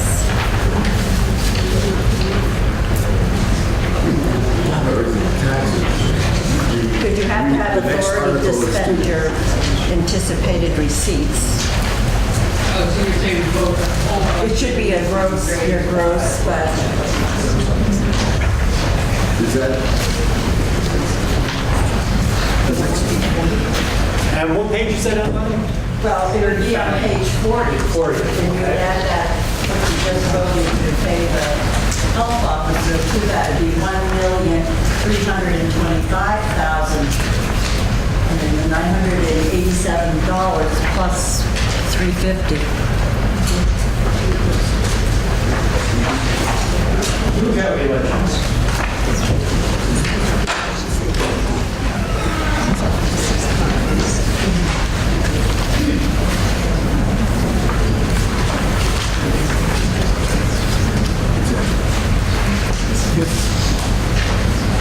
I'm just going to get a number and then I'll I guess the question about the number that she's producing, is that number on page 40, does that not include all the other revenues that we have that we're not voting on right now? We're voting on what we're going to raise by taxes. Well, when you vote, you vote what you're raising by taxes, but you also have to have authority to expend the anticipated receipts. So it's your total. It should be your total. That is the next article, number 8, the anticipated receipts. So let's get a solid number. I think what we're going on number 7, which is what we It's the actual sum, correct? show what the voters will pay and how it's collected. So this is the one by taxes. The other sums are accumulated through other kinds of fees and Yes, but I'm saying you need to have the voters' authority to spend those anticipated receipts. Exactly. Is that not Article 9? Okay. Or 8 and 9? I got 2 hands up here, and I've got conversation. I'm going to try here, and then Lou, and then I'm going to give a number that I was just given. Yes. Stand up if you would, please. Thank you. Should we do Article 11 first? We have to go in the order that it's warned. Could we table the current one to go after Article 11? Because that's part of the budget that we're voting on right now. Or is it? Is that your motion? I can't do it. The body has to do it if that's your motion. If somebody would clarify which order we should do it in. I'm just asking the question. I hope somebody has the answer. This article number 11, it's going to be, the way this is set up, it's not, basically, correct me if I'm wrong, it's tax neutral. This is not, this 12,000 Is what the town has expended in the past for this property. yeah, so it's not raising that 12,000.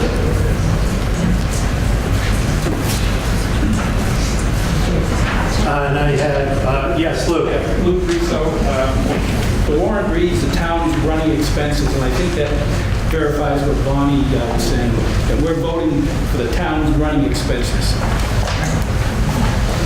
Yeah, and that will include 2 things, Okay, so anticipated receipts and taxes. the number that I've received for the total budget will be $1,327,137 even.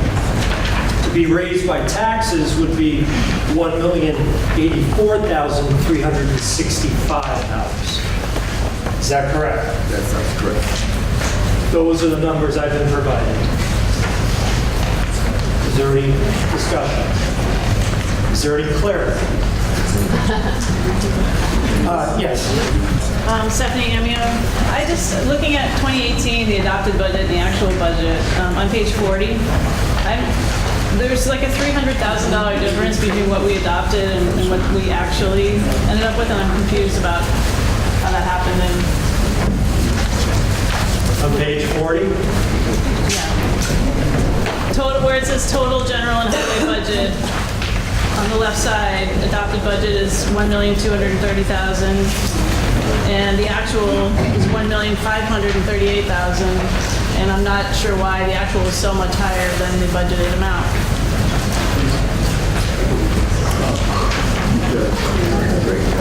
No, is there an answer? Oh, just Luke, do you have an answer? Yeah, the answer to that is an accounting issue. The way the accountant requires it is that any money that's expended has to be shown the actual.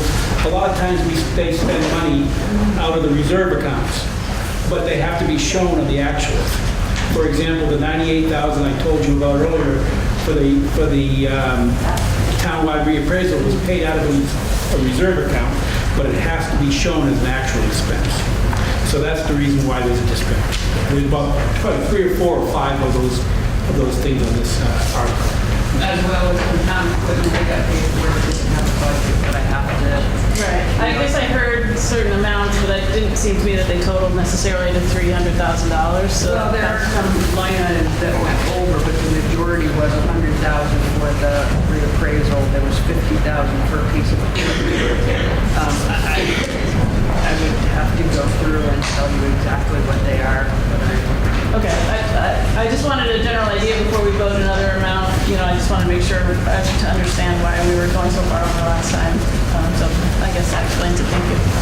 amended materials that I borrowed from the lender to pay for the materials so they were cheaper. I mean, I'm sure there are other things in there that I'm not coming up with. Other questions?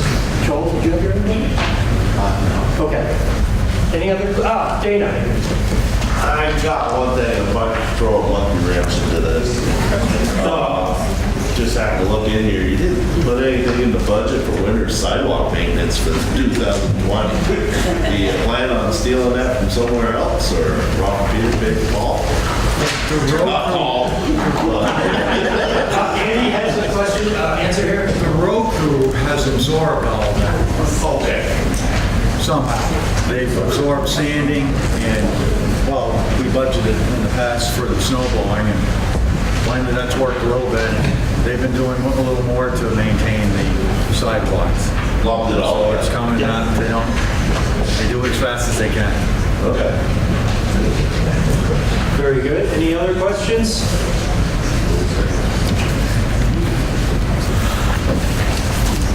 Yes, Nelson. Question? Very good. We have a motion to close the question. Yeah, move the question, so we move on to have 2/3 of the body if they're interested in closing this debate. Please, if you're wanting to close the debate, raise your hand. Very good, thank you. For those interested not in closing the debate, please raise your hand. Okay, so now we go on to voting on the article proper. If I can find it again. For Article 7, to see what sum of money, which has been determined to be $1,327,137, and to be raised by taxes will be $1,084,365, will be to pay the town's running expenses and how it will be collected. Very good. So, all those in favor of passing this article with those numbers, please raise your hand in the affirmative. Yes, you want to pass this article? Thank you. Those who are opposed to the article, please raise your hand. Article 7 is passed.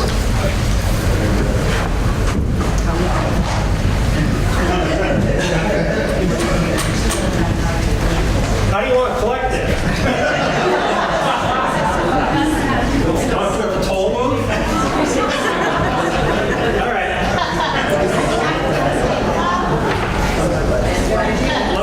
Let me think a second.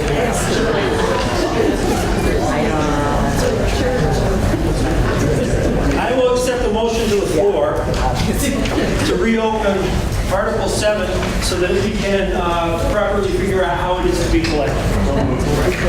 Who was that? Very good. And a second on that? Excellent, thank you. Now, what we are discussing on this is, again, we'll use the same numbers that I gave before. We're paying running expenses, but now we want to discuss how it is to be collected. How do you want to collect it? Bonnie? I'll make the motion that taxes will be due on the first business day in October, that they will go delinquent on the day after with the 8% penalty added, and interest starting the 1st of December at the rate of 1% shall be added on until paid in full.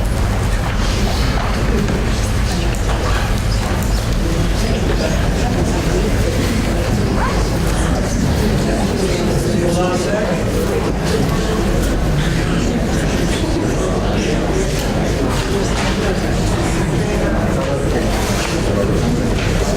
All right, that is the amendment.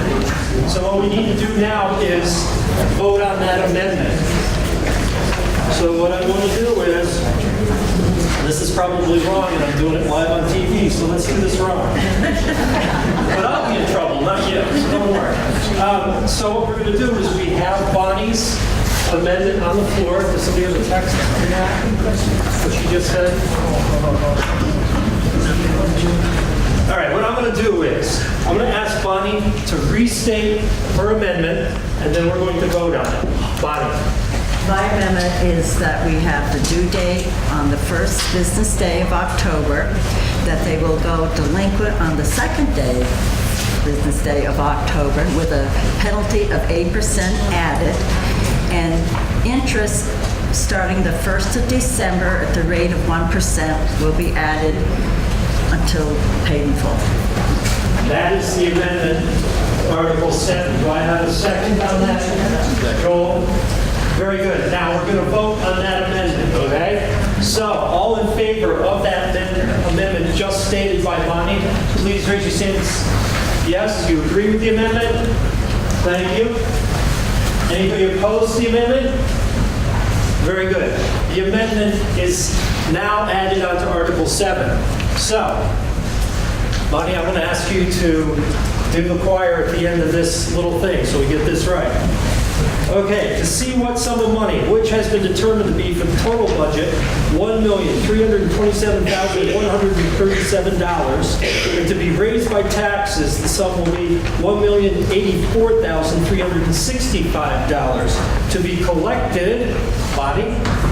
On the first business day in October, with it going delinquent on the second business day of October, with an 8% penalty added, with interest starting the 1st of December at the rate of 1% until paid in full.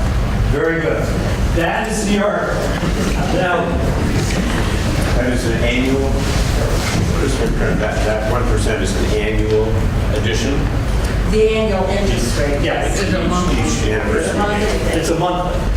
It's a monthly, right? It's monthly, yes. It's monthly. 1% per month? 1%, in addition to the 8%, which is right. Which has been traditionally what the town has done. Yes. Okay, very good. So, let me think where we are. Is there any discussion? No, we're actually to the vote here. So, all those in favor of the amended Article 7 that we just did, please raise your hand if you agree that this is a yes vote to accept these numbers and the amendment. Thank you. All those opposed? One opposed. Very good. Sold. I hope we did that right. Thank you, Bonnie. Thank you very much. It would be more problematic if we left having them. Moving on to Article 8, to see if the voters will authorize the Selectboard to borrow money in anticipation of taxes. Do I have a motion on the floor to move the article? I'll make that motion. Okay, and do I have a second on that? Mr. Blooming, thank you. And again, we're on Article 8, to see if the voters will authorize the Selectboard to borrow money in anticipation of taxes. That is the article up for discussion. Is there discussion or elucidation? Move the question.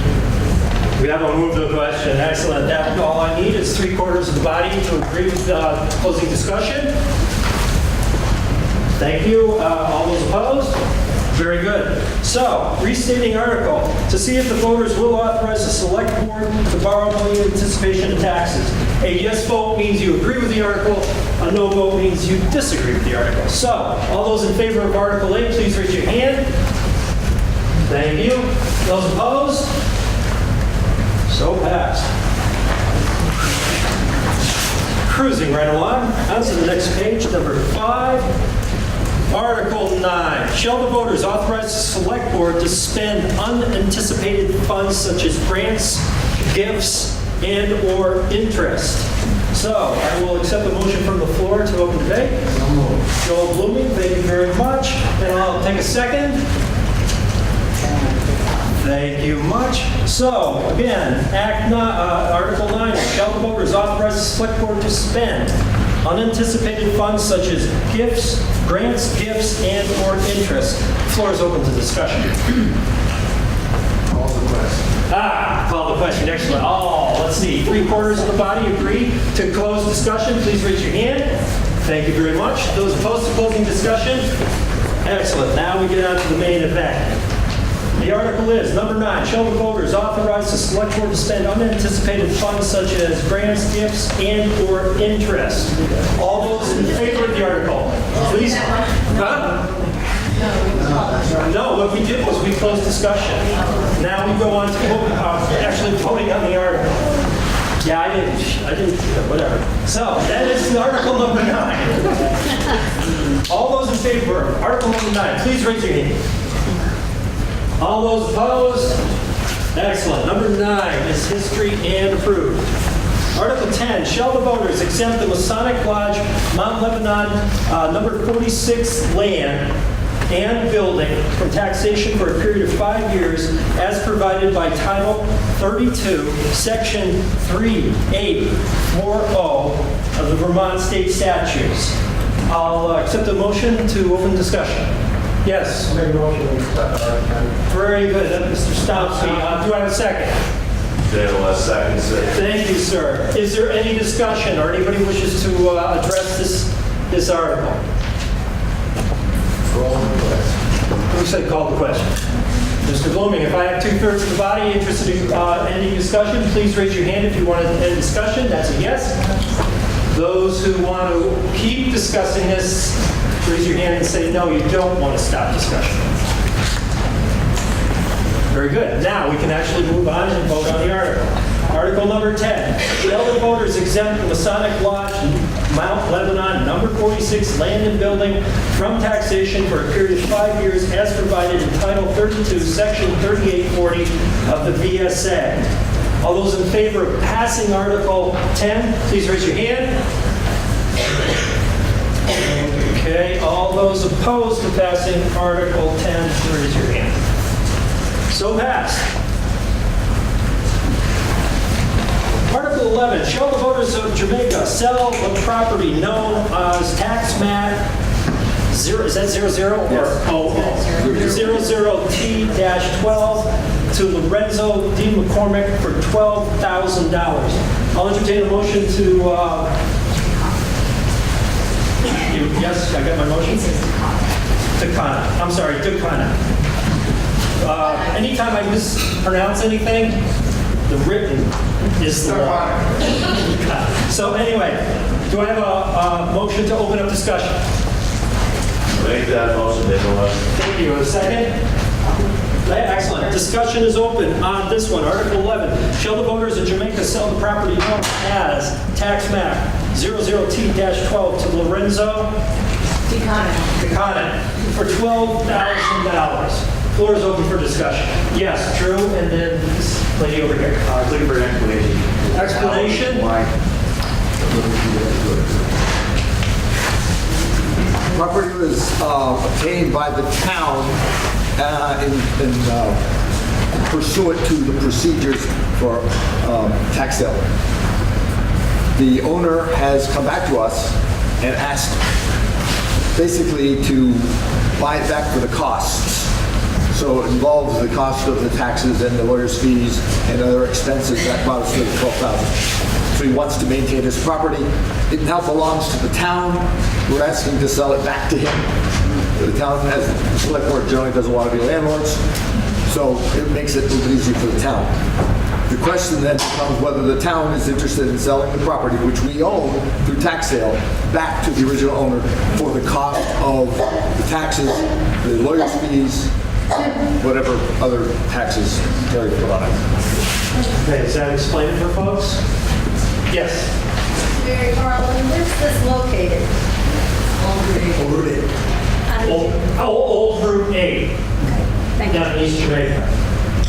Yes, sir. Why is the property not being offered to anybody who wants to buy it? Why is it determined that the original owner can buy it back? To the extent that we're opening up to the town now, we're asking that question. Our intent was to facilitate things and make it go as smoothly as possible for the town and for the owner.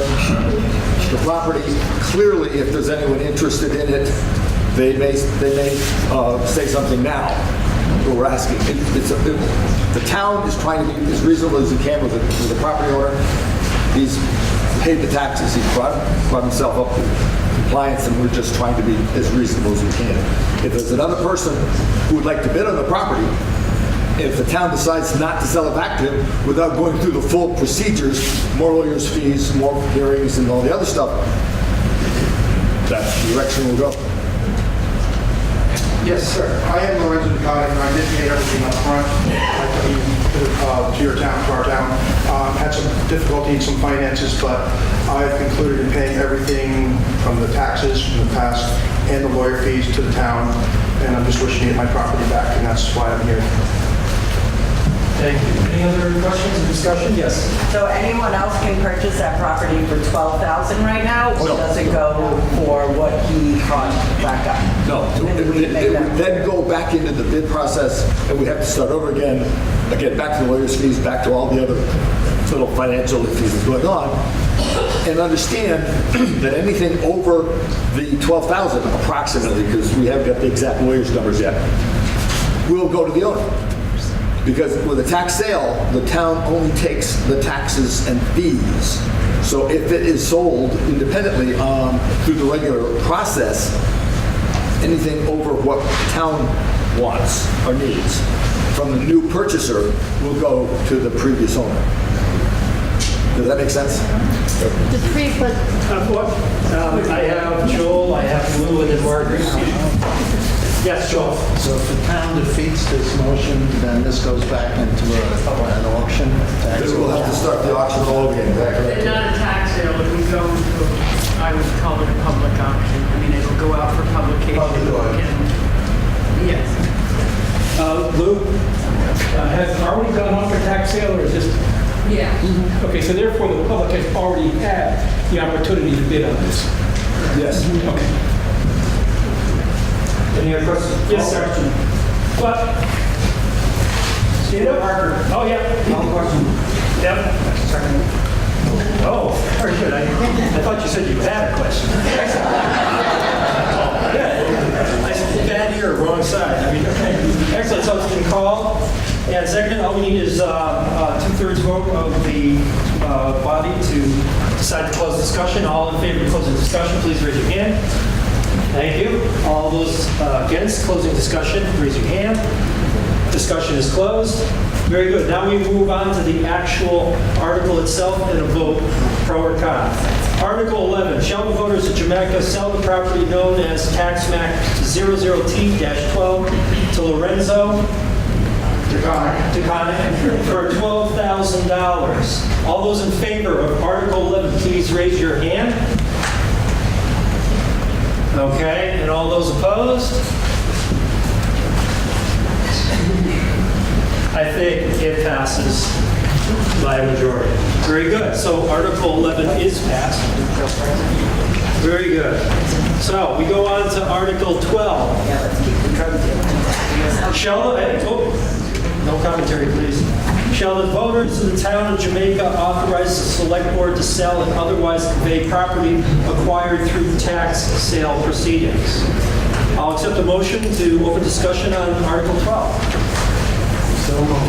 Who is that? Joel Blooming gave me a first. I have a second.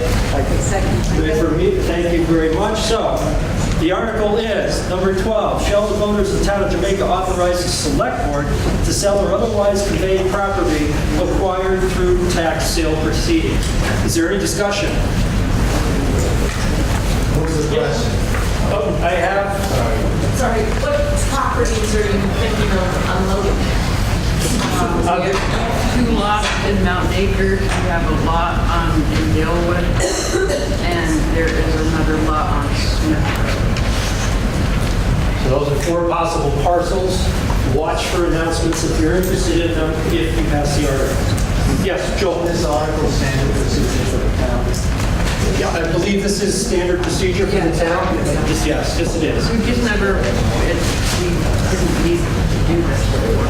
We didn't have any property. In the past, we haven't had to do it because we didn't have any property to sell. This year we do, so it has to be passed by this body. Yes. So they're all land, it's just like parcel, like pieces of land. Yes. This record, were they acquired through foreclosure or whatever you call it? Tax sale. Clara? Yeah. How long do you Once it goes up for tax sale, they have a year to remove. So they year have time that you see it? Yeah. And then after that, we can do you advertise? How long? It's advertised in the paper, it goes in once a week, for 3 weeks before the tax sale Okay, date. so there's 3 weeks that's advertised. And it's posted all over town. All right, did everybody hear that? No. Didn't think so. Could you just restate basically what Clara was asking? When I do a tax sale, it goes into the newspaper with the browser reformer. It goes in 3 times, once a week for 3 weeks before the sale takes place. Once the sale takes place, if it's sold, then the owner has a year to redeem, which means they have a year to come back with the taxes, the interest, the penalties, all the fees that are added on. They have a year to do that. And if they don't redeem it, then if the town buys the property, then the town ends up with it, or whoever buys the property at tax. If people want more details on this, I'm sure that you can go into the town offices and ask for the details from Tara. Yes? The town only buy it in those bidders. Correct. Call the question. Very good. We have a call to question. I need 2/3 of the body to vote for closing debate. All those in favor of closing debate? Thank you. All those opposed to closing debate? Very good. So we go on to the actual voting of the article. Article 12, shall the voters in the Town of Jamaica authorize the Selectboard to sell or otherwise convey property acquired through tax sale proceedings? All those in favor of Article 12, please raise your hand. Very good. All those opposed to Article 12, please raise your hand. So approved. Excellent. 13, to set a time for the opening of the next annual town meeting to be held on the first Tuesday of March 2020. I'll accept the motion to open up the discussion on this.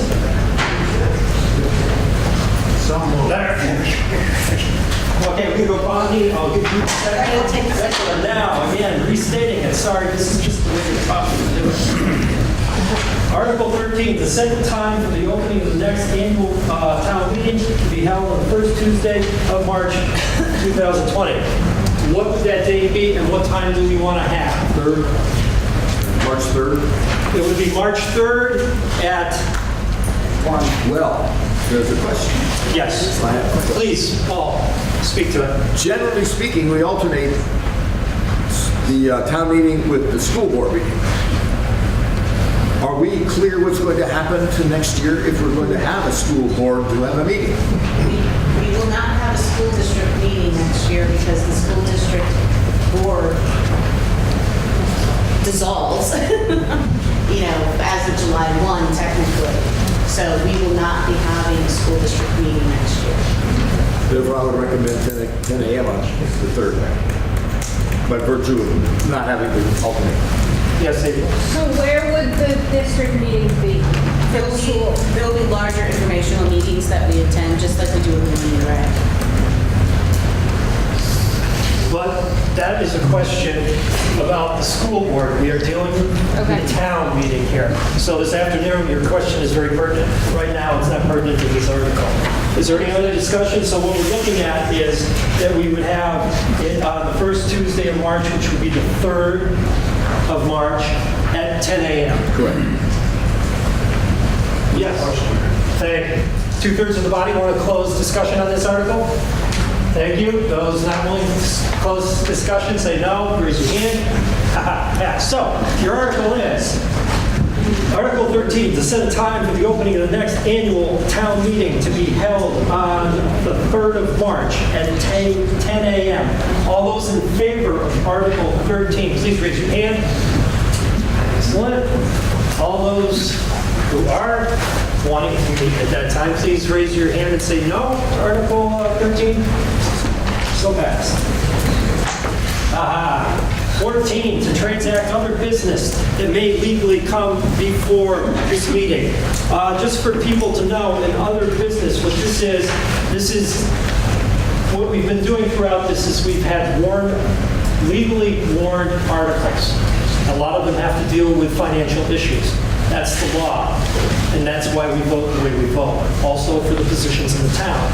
Under other business, People can bring up subjects that are of interest to them or they think it's important to the town, but no votes will be held. It is basically information. So, is there anybody? Yes, Margaret. Margaret Miller. Tommy Fest is going to be July 6th, so put it on your calendar.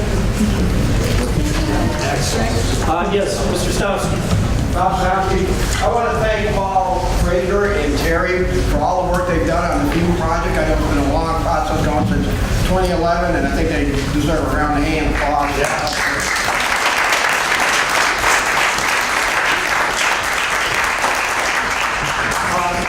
Ben, and then I'll go to Dana. Yes, Ben? Ben Lynch.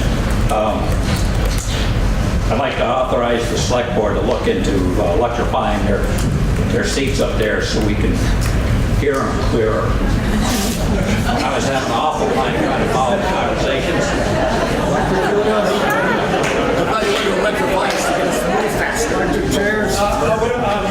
I think I recognize somebody else. Yes, Dana, and then I'll come over here. All right. I just want to point out these little blue books. The fire department purchased them. I really would like everybody to take one home, read through it. It is prevent fire in your home, and there's some very good safety tips in here, so we don't have to show up to your house. Not that I like business, I don't. But please pick these up on your way out for lunch, light reading. It's very good information in here, and hopefully someday you'll never get to see us on the business end. So, thank you. Before everybody leaves, I want to remember that across the street we have a really good lunch, and it's kind of been on hold for about a half hour, so please don't leave without thinking about that. Look for the pink slip for the lunch across the street. Yes, Rob, then Greg, and then we're going to do some fire thing. So, by state law, everyone needs to license their dogs and provide rabies tags as well at the town office before April 1st, on or before April 1st. After that, there is a little leeway, but then there are, it's a $50 fine for not registering your dog. Also, there's a leash law in town, so everyone should leash their dogs when they're walking them. And if you do discover a dog that's not leashed, you can call me, or another way to deal with that is to actually call or confront the owner of the dog. And the more people that do that, the more the dog will be on a leash over. Okay, I got this fire thing going on with Paul, so. Just really quickly, dovetailing on what Dana just said, if any of you have dry hydrants or ponds that you anticipate being used for fire suppression, please clear them. When we get there and we can't find them, that delays our ability to respond to your fire. So if you have them on your property, clear access to them, keep them clear. Makes it a whole lot easier for Dana, whatever people he has, like me, to actually get water to the scene. Thank you. Greg, and then I'll go to Drew. Okay, just a real quick, many of you have been asking some questions regarding the old mill that's near the town garage. And I just want to speak briefly, 2 seconds to that. We are meeting monthly, and we formed a committee. So we're meeting monthly toward the end of this month, early April, we'll have another meeting, so welcome other people there. Basically, there was some roof damage done to the building last summer. Rather than just repair, take the insurance monies and repair an unused building, we saw an opportunity to do something with it. And not just to preserve the town asset, but to preserve a piece of our town history. We formed the committee to work on guide the restoration and envision future uses for the building. We've so far received a grant to do a physical assessment of the building, and our goal, in addition to the envisioning of what the uses are, is to source all the funding, or as much as we can, through grants, and then also seek public donations. So welcome any and all of you to our meetings, and we'll post that around. We are functioning as a public group, so we do warn our meetings and minutes and whatnot. Thank you. Good. Thank you, Drew. Can we delay that by 15 minutes? I'll be here, and then we'll delay. Very good. All right. Anybody else with other business? Move to adjourn. There you go. Who said that? Mr. Blooming. Very good. Very good. So there is a motion on the floor. Very good. Okay, wait. I gotta get it. We open it up for discussion to adjourn. You want to discuss it? Two-thirds of the group wanting to vote yes. Those against it? You are shut down for this year. Thank you. Okay, folks, we're running a little late just because we ran real late on the town meeting. We're moving now into the Jamaica School District meeting for 2019. And I'll read the warning again, just to make things officially moving. The legal voters of Town School District of Jamaica, Vermont are hereby notified and warned to meet at Town Hall in Jamaica, Tuesday, March 5th, 2019 at 1 p.m. to act on the following articles. So, we're going to move through the first article we already did at the beginning of the town meeting, so I will be your moderator through this, if you haven't figured that out yet. We'll move into Article 2 and 3, and then 4 will be opening things up for discussion. So let us move to the election of these various boards. Article 2, to elect all Jamaica School District officers as required by law. There are 2 positions open, and one of them will start with a 3-year term. Does the Selectboard, the school board wish to speak to what's happening overall? With the, or do you want to just go into the... Sure, no.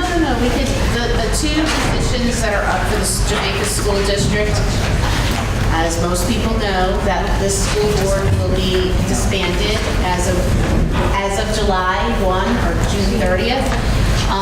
The board we are electing these 2 positions. We will stay aboard until the MUD board wants us to be disbanded. That is so that we can sign off assets and do any kind of other transactions that need to happen in order to facilitate everything moving to the larger, greater board. So not to say that we're a lame duck board, but we are. We don't have a budget this year to propose. It's coming from the West River Board. And we have dates to kind of talk about when those meetings are to discuss. Today, we're kind of moving through this, and if the people want to have a little discussion at the end, we can update what we're doing. Okay, so what we're going to do is we are going to open up the nominations for the 3-year term on the Jamaica School District. Do I have a nomination for the 3-year term? Is there somebody? Yeah, so Janet Hamilton. Is the incumbent or presently in that position? Janet Hamilton. Has been nominated. Second. Are there any other nominations for the position for 3 years? Hearing none, I'll declare nominations closed. And if I hear a motion from the floor to cast one ballot for Hamilton to serve in 3-year position, I will entertain that motion. So looming here. I'll second it. Very good. So Janet Hamilton has a 3-year position. Thank you. The clerk will cast one ballot. We'll move on now to the 1-year term. Who's presently? The incumbent is Christina Robinson. Christina Robinson is presently in that position, which is ending today. Are there any nominations for the 1-year position?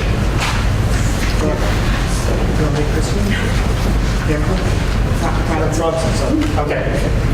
Very good. Are there any other nominations? This is Christine Robinson has been nominated. Are there other nominations? Hearing none, I'll declare nominations closed, and I'll entertain a motion for the clerk to cast one ballot. Dean Robinson, your 1 year. Yes. Thank you, man. Seconded? Very good. So passed.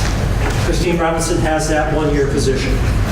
Now we go on to Article 3, to elect the West River Modified Union Education District officers for the following terms. Now, this is what people have been referred to as the MUD, the acronym thereof. I believe way back we started with the red, but we've ended up in the MUD. just to be clarified. So at this point, I was informed by the chair of the board of the West River Modified Union Education District that the first position for 2 years should be 3 years. So I will entertain a motion to amend this position to 3 years. This will bring us into compliance with Vermont state law. That's why we will do this. So I will entertain a motion for this. Thank you. Do I have a second on that? Very good. Any discussion? 2/3 of the body, closed out discussion. Please raise your hand. Yes, you want to close discussion? No? Excellent. So, we have so amended it, so now what we are looking for are nominations for a 3-year term for the West River Modified Union Education District. Do I have nominations? Yes. I nominate Christina Robinson. Christina Robinson has been... She's accepted the nomination. Good public grace. Are there other nominations for the position for 3 years? Hearing none, entertain a motion to close. Moderator declares that he ends, I'm getting muddled.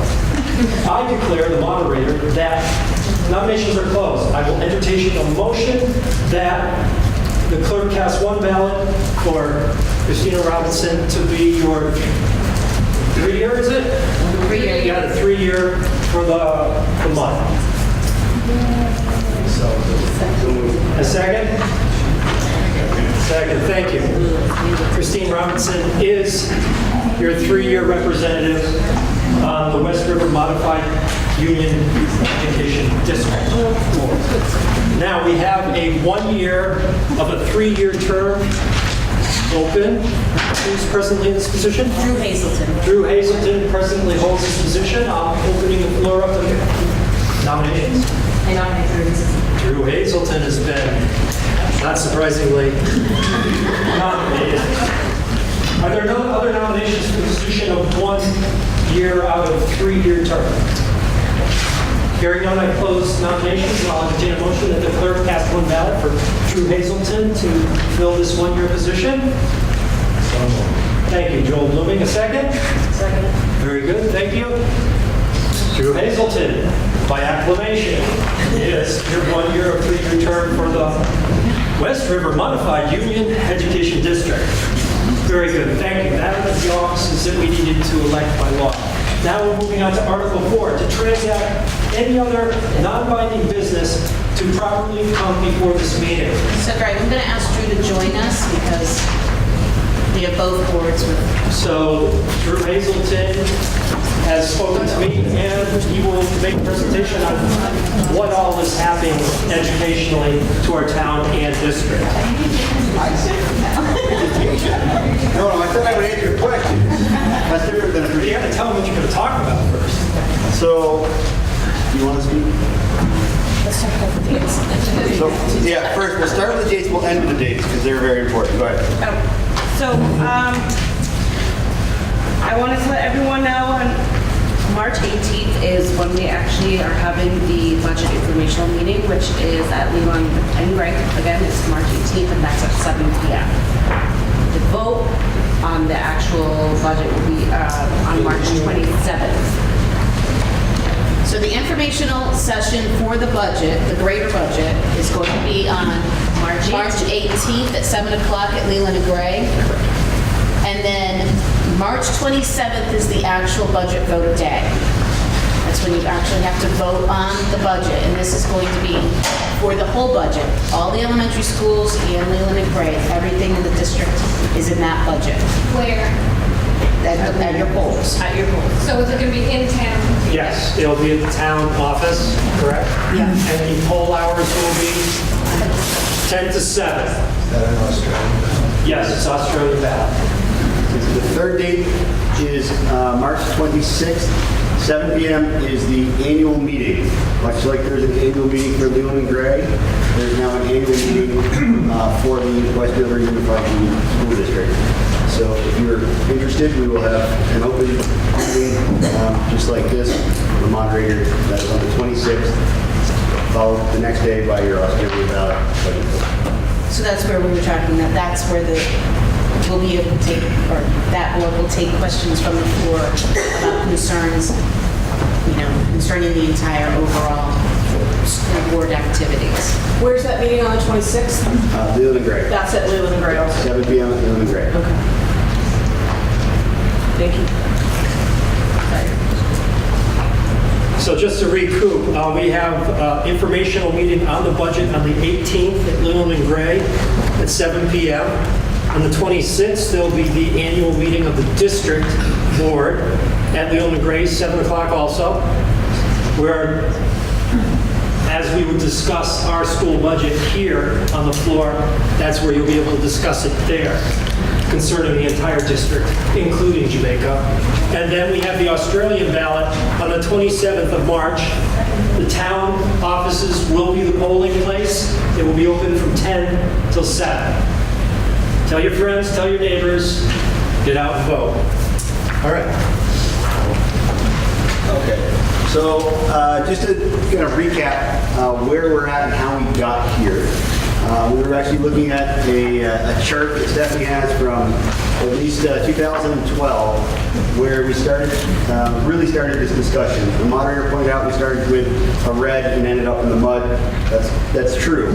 So back in 2012, we sat up here and discussed declining enrollment at our elementary school, state statute that had pushed us into researching a regional education district.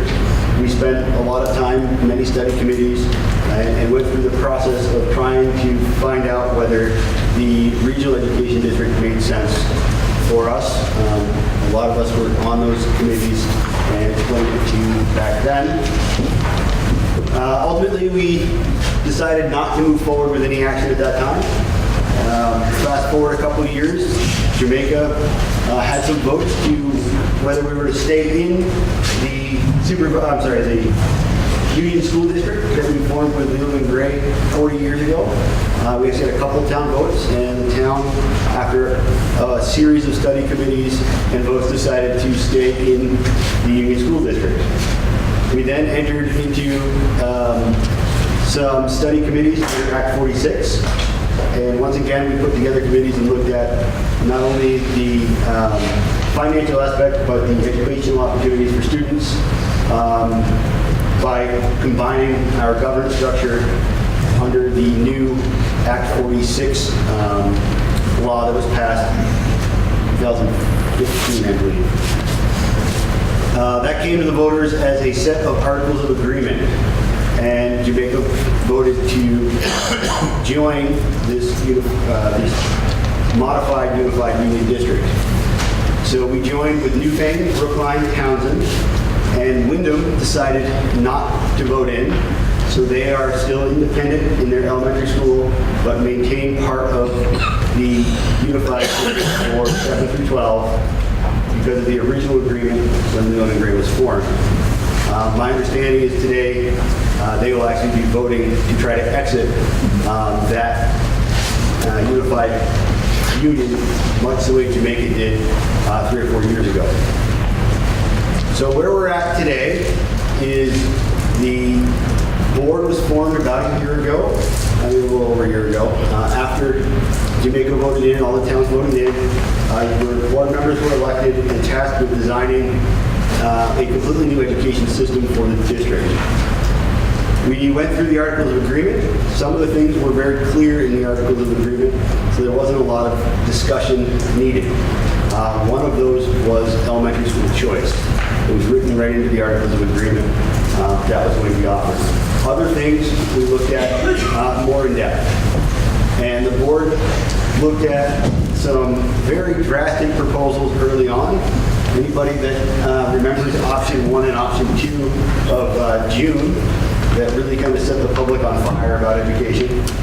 They were about really shuffling all the kids in the district and creating age-based elementary school buildings. We received a lot of feedback from the public and very quickly decided that we were going to take some smaller steps towards redesigning the education system. At a board retreat, we decided we would focus on 3 priorities for this year and this year's budget. The 3 priorities we're looking at were the feasibility of moving our 6th grade students to Leland and Gray to form a middle school that are lined up with the current curriculum for our students. Middle school being 6 through 8, elementary school being up to grade 5. We looked at the school choice question, and the third area that we looked at was preschool and making preschool eligible or open and available to all districts.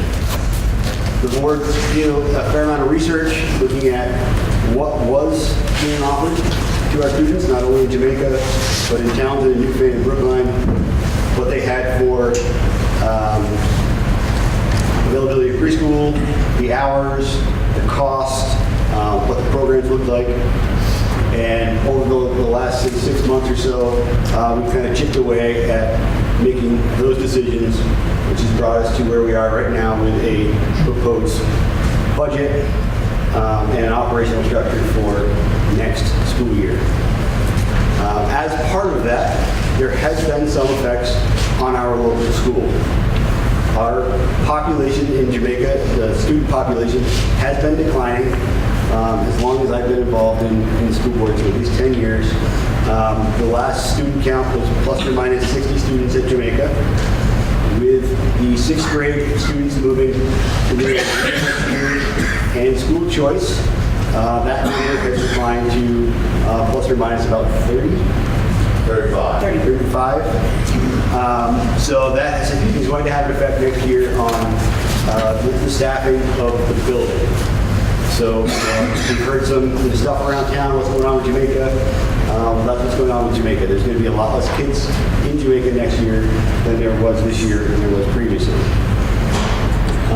I get into budget numbers and stuff to get questions, but that's kind of how we got to where we're at. I'm glad to answer as best I can any questions from the floor that the committee monitor. Very good. What I'd like to do before I do that, I see our representative has just walked in the room. And if it's all right with the body, I'd like to allow her to speak to us, and then we'll go back to the presentation from the school board. Is that acceptable to the body? Yes. Very good. Kelly, hey. Hi, Alan. Kelly Keys. Next year. Yeah. Next year, okay. Welcome. Hi, Town of Jamaica. So you're my last town meeting. Yay. Although, is this the school meeting now? Yes. Okay. I'm glad to be here in front of all of you. And thank you for sending me to Montpelier on your behalf. So there's a lot of stuff happening. And you were probably speaking about the education funding and the ed budget this year, which I can give you some numbers, but they are definitely not final. In fact, the spreadsheet that I have says no data for Jamaica. So I can't tell you what your proposed tax rate is going to be just yet. There are IT problems with AOE, and then there are all sorts of other things happening across the state that you have probably heard about, which may not be the reason for Jamaica's no data situation, but towns that were being forced to merge haven't submitted budgets yet. So all the numbers that the Department of Ed has right now are pretty incomplete. But the average statewide homestead rate and non-homestead rate are, at this point, looking like they're going to increase. The homestead rate change statewide average is going up by 0.013 cents, and the non-homestead rate is going up by 0.014 cents. All of that is subject to a lot of change, I would say. But one of the things that will be helpful this year is Act 46 merger incentives, which were at 13 million, are going down to 9 million. So that's a reduction in the overall ed budget. But we'll see what happens as the session moves on. The yield hasn't been set yet, and there's still a lot of moving parts. And I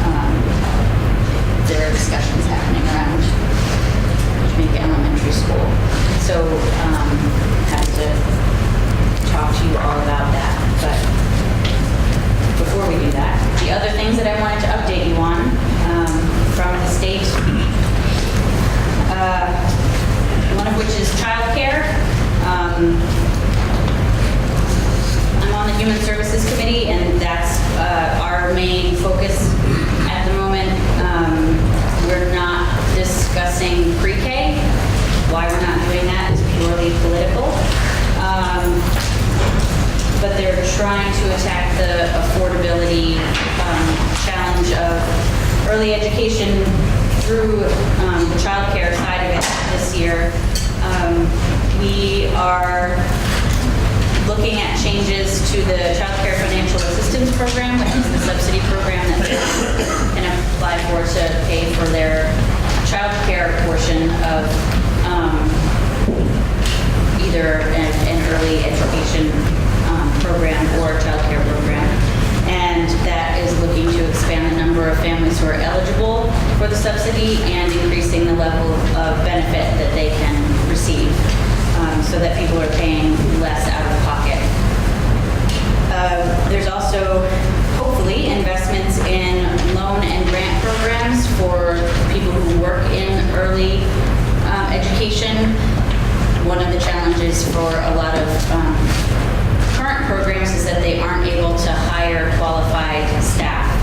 And so by investing in the programs that do accreditation, they're hoping to bolster the workforce for early education and child care. There are some refundable tax credits being investigated for businesses that choose to invest in child care and early learning programs. And the big thing, which I have hopes will, after next year, tie pre-K into childcare and be looking at the system overall, is establishing an early care and learning fund, which would be separate from the ed fund, and would be, well, we're not sure how it would be funded yet, but the goal is to not raid the ed fund and find a revenue stream that is maybe an offshoot of the sales tax, or there's some other things being looked at. But if they can dump everything into one bucket, they'll have a much better idea of what early education and child care costs people in the state, and they can help them make that more affordable for families. So that's something that I'm spending a lot of time on. Paid family leave is a big one happening this year, and there are competing plans from the governor's office and the legislature. The governor's is an optional plan and would be done in conjunction with New Hampshire. Has a shorter benefit period and a lower percentage of wages collected, and the legislature's plan is a longer length of time and has 100% benefit. And that would be a mandatory plan, which would be paid for by a 0.465 payroll tax on employers and employees. Marijuana is a big one that's being batted around. The Senate has already passed a bill for a tax and regulate system. There's also a House bill that has some significant differences in it, so we'll see where both of them come out at the end of the session. But the Senate bill that was just passed imposes a 16% sales tax with a possible 2% local option tax, and it establishes a cannabis control board, which would deal with all the regulating and licensing of all of the supply chain, including growing and wholesaling, retailing, and processing facilities. And the grower license would be issued by December 2020, and then licensing for facilities and wholesalers and retailers would follow that. One of the major differences between the Senate and the House is that the House bill allows for some smaller size industry growing, and the dispensaries wouldn't necessarily be the only ones having a crack at the sales. So see where that comes out at the end. But those are the big hot button issues. If there's anything that I didn't touch on that you'd like me to, I would be happy to. Any questions there? Yes, Joel. The marijuana bill, does that tax and regulation extend to non-intoxicating products from marijuana? CBD Right. products. CBD products. They are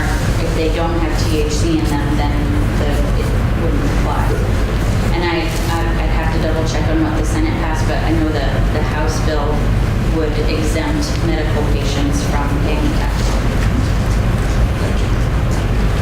Any other questions? Yes. Ann Cummins, Representative Pajala, thank you for coming. I know that Jamaica has been responsible and joined in with others for the school to unify with other towns. What's happening around the state with the towns that are refusing to unify? What are the other towns doing? What's happening to them? Well, so they had filed a lawsuit asking for an injunction to stop the forced mergers. I heard yesterday, although I didn't get a ton of information, that a decision was handed down on that, and the judge ruled against the injunction. So I believe that currently that those districts would be forced to merge, although I haven't heard if there are plans to appeal that. So that fight might not be over yet. But there's still limbo around the districts that haven't finished merging. Any other questions? Yes. What's the situation on the carbon tax? There are a couple of plans that have been brought forth, and it's my understanding that House leadership doesn't intend to bring them to the floor this year. Well, a lot of us are in business to work. If it comes to the floor, we'll see which plan makes it to the floor. I know that there's a lot of discussion around that, and I think, again, so I'm an independent, I don't get to go to the secret meetings and hear all the stuff that, the parties are all privy to, but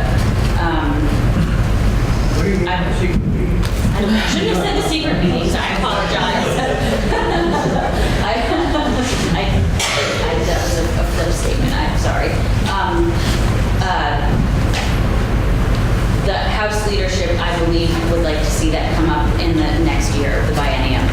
We only have 4 days when we get back from this week before we have to vote on all the bills that we want to send to the Senate and vice versa. So there's a very limited amount of time left in the session for the House to vote on bills that it wants the Senate to also make changes to and vote on. So I think it's just a question of the amount of time that is left on the table to have a carbon bill come to the floor and be voted out of the House. Any other questions, concerns? You've spoken once, I just want to make sure. Anybody else? I'll call on Ann again. I hear that there's some discussion about firearms regulation. I wholeheartedly support a 48-hour waiting period, and I wondered if you're getting much mail about that, because I know that sometimes you're influenced by mail and emails and things like that. Have you heard from a lot of people on that? I haven't. So it's time for us to speak up if we have an opinion about it. Either way, whatever your opinion is, yeah. Please speak up. But no, I haven't been getting a lot of communication on that. And how would people get in contact with you to express their concerns? You can email Kelly, Pajala@gmail.com. My legislative email is kpajala@ledge.state.bt.us. You can find that on the Vermont General Assembly webpage. Or you can call me, go right ahead. 802-770-4987 anytime on any issue. Yes. Can you say the number again? Sure. 802-770-4987. So I haven't heard a lot about gun legislation that is up right now. Can you say a little bit more about what's on the... It's a waiting period, 48-hour waiting period if you are buying a firearm. And then there's one that is if you're not using the firearm, that it be locked in a safe. And that's, at the moment, that's Are there provisions for if they're not locked up that you could be held liable for damages, or is this something like that? I'm not sure what those provisions are, but I don't even know if that bill is getting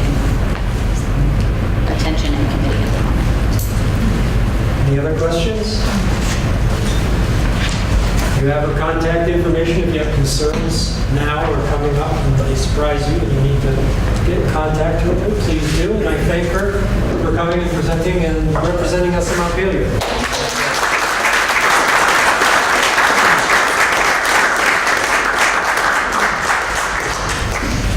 All right, so we're going to go back to the school board meeting here. And Drew had just done a presentation on basically the history of where this came from, how we went through it, and where we've landed presently, even though all the parts still aren't there. So do you want to open it up to questions, or? Sure. So are there any questions? Yes, Daniel? There's been decisions made about 6th grade and about all that kind of stuff. Is there any possibility in the future for that being changed? Or is that going to be it? Like 6th grade's going to the middle school at the high school and there's no changing that? Or we have an option to have kids go to different schools, but is there in the future any way of changing? Is that like the vote when it's done? So the way this process works, your school board has the authority to make certain decisions, and in the 6th grade move to the middle school is one of those decisions that falls completely under the control of the school board. So this board has made that decision. In fact, it's been discussed multiple times and we re-voted that decision. So I won't say that it can't be changed. Like any other board, if you elect all new people, then you may get different results. There's nothing that says that we're not going to see additional legislative changes coming down. So I would say any decision that's made can be changed in the future. Whether it be a union school district that was formed 40 years ago that is now being dissolved as part of the West River Education District, or it be a change in building or staffing. It's really all up in the air as the board moves forward and tries to figure out what the best model is. And the board you speak of is the unified. Correct. Unified. As opposed to Jamaica. Correct. Okay. Just so we keep these things clear for folks. Yes, sir. Yeah, Gary Simpson. Kelly alluded to, and I'm a little concerned on where that goes, whether or not the school, the elementary school is going to survive or not, due to the small enrollment. Yeah, let me clarify how that happens, because there has been I've heard some rumors about Jamaica School is closing. First, I would clarify Jamaica School is not closing. As part of your Articles of Agreement, the only people that can close the Jamaica Village School are students. All the other voters in all the other districts that we're now merging can vote to close the Jamaica School, and it can't happen. It is the voters that are in this room that have the sole authority to close Jamaica Village School. There are things that are going to end up changing at the school, because clearly if there's only 35 children where there once was 60 children, staffing is going to be different. Things that are not going to change. It's still going to be a safe environment. So the building maintenance, the upkeep, the parking lots, the heat, all of that's going to go on until there are no longer children being educated in that building.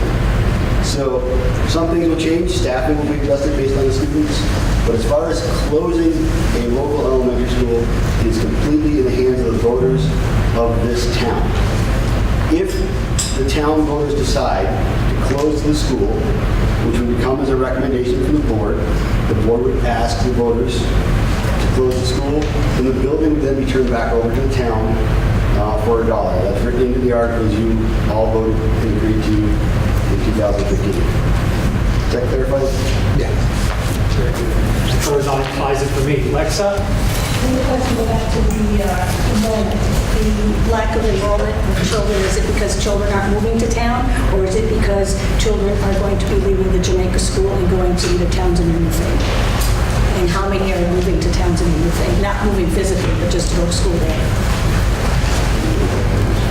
17 children chose to opt into school choice and go to the Townsend Elementary School. We, as far as I'm aware, do not have anybody going to Newbrook. So there's that factor. There is already the declining population in town. of children and families moving into town, and we've seen that trend. Additionally, the movement of the 6th grade out also affected the numbers at the elementary school. How many children are in 6th grade? So next year, 5. So quite a few have moved from Jamaica to Town. Yes. Is there any specific reason why? That's getting into speculation. And I see Bonnie here next. Well, I had a question on transportation with the kids that are going from Jamaica to Townsend. Is that going to be totally up to the parent to get them there, or are we paying transportation for that? As it stands now, it's completely on the parent or guardians. It's on their shoulders to get their children. And that was clear through the choice process that you are responsible for the transportation. At that rate, maybe some people will find that it's not as convenient to transfer to Townsend, they will come back. Yeah, speculation. You can always hold. Was there another? Did I see something? Yes. I don't know, I feel really ignorant about everything, so I'm sorry. Just want to know. But like, is there ever the possibility of Jamaica becoming its own school apart from the district? If the voters want it back, is that a possibility to keep the school going? Yeah. Okay, I'm sorry, I missed a lot. Sure, did you want to speak to that? Or even if it already did happen, I'm sorry, could it still come up again as a choice for us as voters? So there is provision for the town, if the town wanted to get out of the district, it would be similar to the process that Wyndham is going through right now, where you have to have a town vote to get out, and then the other communities, New Fane, Brookline Towns, will all have to vote affirmative to let you leave. So there is a process, and it would also have to be approved by the state board, who is currently forced merging districts. So the likelihood, I would say, that they're going to approve a district pulling out of a merger at the same time they're forcing mergers is probably unlikely. Yes, Dana? I just wanted to ask you guys have to hear the wind. I'm hearing rumblings in other districts of the state creating one district, meaning it's totally out of local control and totally out of it running out of that state board of education. I have, and I'm a little concerned that, I'm just wondering if you guys had heard that, because that would mean we lose a lot of control over our destiny. I think that was something that Governor Scott had brought up as a theoretical possibility. I read something in the paper about it. I know that the Vermont School Board Association is adamantly against it. I don't think it has traction anywhere else that I've heard of. Not gaining momentum, I hope. Time will tell. Yes. On that topic, I actually asked that question. It was Governor Scott's preliminary proposal of a statewide school choice and 4 regional districts, I believe. And I actually asked one of the state board of education members, and he said, not going to happen. Not in those words, but that's pretty much what he was saying. Any other questions here on this subject or other subjects? If this is other business, Article 4. Yes, April? Why was the choice finally decided to put the 6th grade in high school? What, instead of coming up with like a unified middle school or a unified elementary school as well as a unified high school, why did we choose to just put the 6th graders there? My personal opinion, I think that they're too young to be in that environment. But I just want to know why the board chose that. Well, we had several board meetings where we had presentations from mostly all the different principals from the elementary schools as well as staff from the middle school. And it seemed to fit the best mold, as Drew spoke about earlier. We follow the Common Core, and the Common Core is in clusters, of which there is a 6th, 7th, and 8th grade cluster. So it made the most sense one of the points, made the most sense to have the 6th graders in the same building with the 7th and 8th graders where they are all on the same cluster of education. So that was one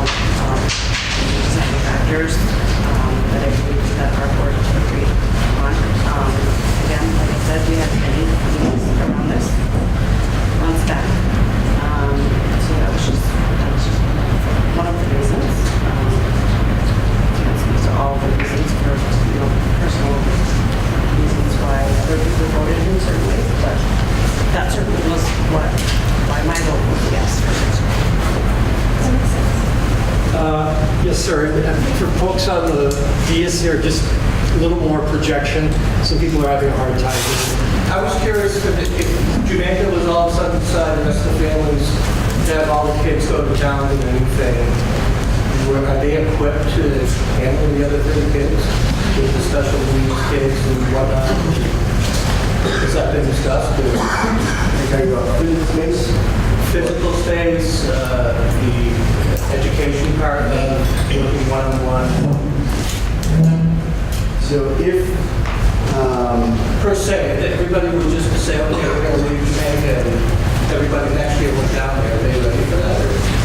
so the buildings do have capacity. So as far as physical space in the buildings, the buildings do have capacity for more additional shipping students, and that is in any direction. There's more room in more room in Jamaica, there's more room in Townsend. And the staff and services go with the students. So one of the advantages to the unified district is there are no boundaries for the services. So there's no longer a special needs student that moves from Townsend to Jamaica, suddenly has a huge increase in a budget. It creates a one-year anomaly. Because it's one district, those services move with the students, and it is really seamless. So in a lot of ways, it helps, especially special needs students that are moving and shifting to be able to get the services from the best provider in the best environment. Thank you. Is there anybody else? You folks have both spoken twice, which is once. That's great. But is there anybody else who hasn't spoken who should ask a question? Oh, yes. Go ahead. I should probably know this, but I'm just curious. So right now, there's no provision to provide transportation for Jamaica elementary kids to go down there. Is there? I have some concerns about that because I feel like there's some families that can't transport, and it creates a lack of equity for families who are just not able economically or whatever to get their kids there. Is there? How is that going to be pursued in the future? Is that going to be handled in the future, or is it going to remain this way, or what have you guys talked about?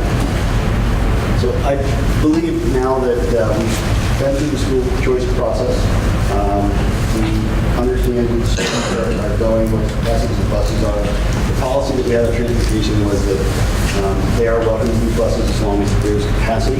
So now that we understand those numbers, I think we'll have a more in-depth conversation about transportation and what that transportation looks like. There is no guarantee for transportation, but it's definitely something that we'll be Yeah, the night that the numbers were talked about at the meeting, that we were losing 17 students from Jamaica, a member of your board called the town of Jamaica green.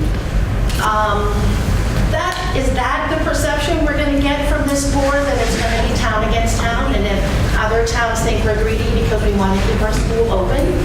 I'm just curious how the two board members, you weren't there when that was announced, Drew, but Christine, you were, and I didn't hear a comment from you or nothing saying, excuse me, that's my town.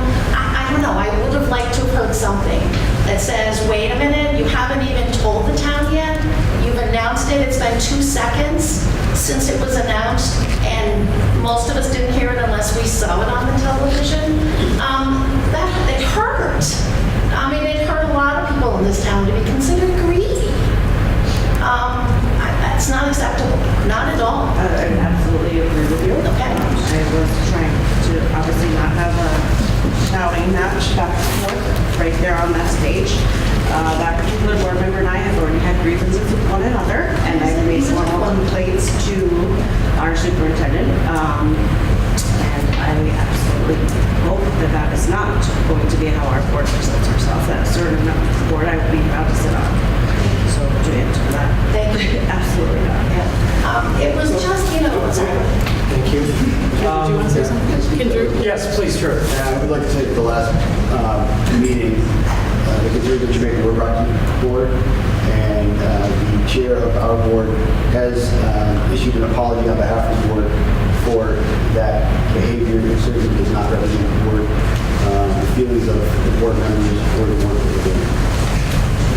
Can I just say one thing? I'm not on that board, but we've all been we've been working on this for 5 years with every member that's on that board, and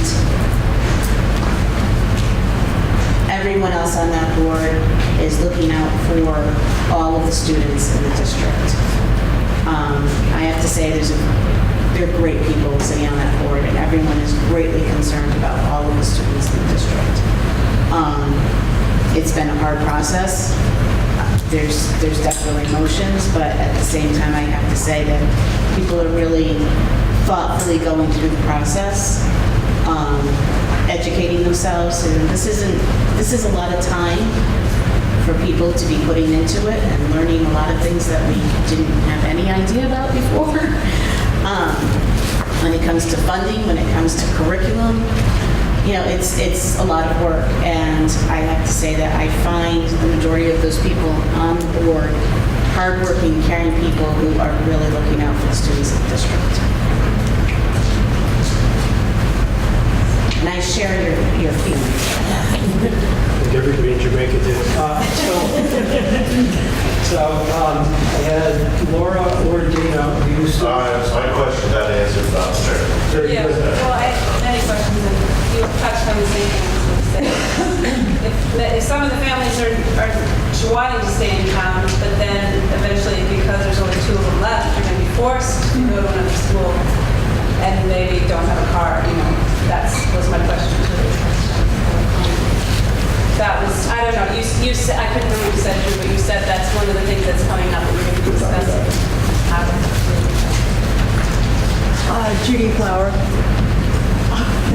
I'm not sure you can answer this, but why is it that it seems that Jamaica, of the whole amount of school involved, seem to be paying the biggest price for this coming together? In the loss of the school system, perhaps losing our school. I have heard a lot of strong feelings about that we have really been, at some level, suckered into this. I don't know if you can answer that, but I really have some concern about that. I think the biggest change this year is the school choice. And as part of school choice, in other areas that have implemented school choice, parents make those decisions based on a whole bunch of different reasons. Some of them are convenience, some of them are they want to have their students in a particular building, a particular principal, a particular teacher. It's closer to work, it's easier for me to get to. I've got kids at the high school, so it's convenient for me to have my elementary school kid in the same area. I think there's lots of different reasons, and I think every family that took advantage of our school choice program has their own set of reasons as to why they want school choice, and I'm sure if you ask each one, you get a different answer. So I don't think Jamaica was targeted. I think it was just a matter of the way that the families decided to exercise their choice. So Jamaica also is has always been the smallest, and I think a lot of us have been involved in the process for a long time, saw it as fairly vulnerable due to the size, and that we don't have a ton of business in the area, bringing new families in, et cetera. And we went through a really long process, like Drew, outlined what should we stay in the Leland Gray Union, et cetera. And I think there were a lot of, first we voted out, then we voted in. I think a lot of people maybe assumed that if we stayed in the union, we'd be more protected. The school board really wasn't sure about that, and that's one of the reasons we wanted to make sure to have the bigger discussion, because we wondered if there might be, more different kinds of protection by joining a different union or whatever. We knew that there was, and we tried to say all along that there was no guarantee, even if we stayed in the Leland Gray Union, that Jamaica would stay open. I think we were really honest about that all along. So I don't know that, we really we tried to explore every possibility with the, we love, I love Jamaica School. I have not ever wanted to see it close, and it's sad seeing it get so small so fast now, this coming year. I don't know that anyone got suckered. I think maybe people had hoped that, this wouldn't happen, but it seemed to be a possibility all along. I appreciate you fighting, though, for what you have been. Just what I would say that there's parts of that sentiment in each town, to be honest, Judy. I think if you ask citizens of Newfane or Brookline, they would feel like the same thing. To be honest, it's a part of a huge change and a merger, and everyone's having to give, more than take. To be honest, I don't think that you wouldn't find that same feeling that you have in each of the towns. Yes. And I would just like to thank you all for the incredible hours of work you've all put in, because it's been such a difficult time, and I also know all the calls and different things that you have all heard. And I just like to thank you, because you all have represented us, I think, extremely well, and done your absolute best for the children of our town and the future of our town.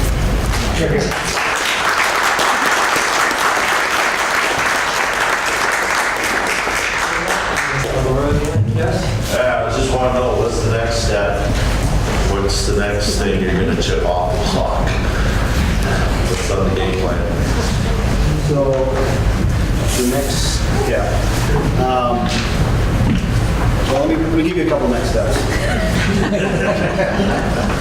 So, the next step is a budget information meeting on the 18th. Very important that you all attend that meeting. And following that, the annual meeting on the 26th. And I put those next steps out there because we want to hear from the public. I stood here last year and said it's time to get involved in education. Things are going to change. Things have changed. And we do want the public involved in these discussions.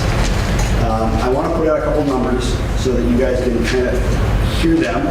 And like our representative said, these numbers are based on our best guess estimates right now, because the state has not done their job at finalizing any of the data that we need to calculate these rates. So here's a couple pieces of information that will be slightly different at our annual meeting. Hopefully we'll have final numbers from the state. So I'll say it again, do not hold me to the exact dollar figures, because things are likely to change.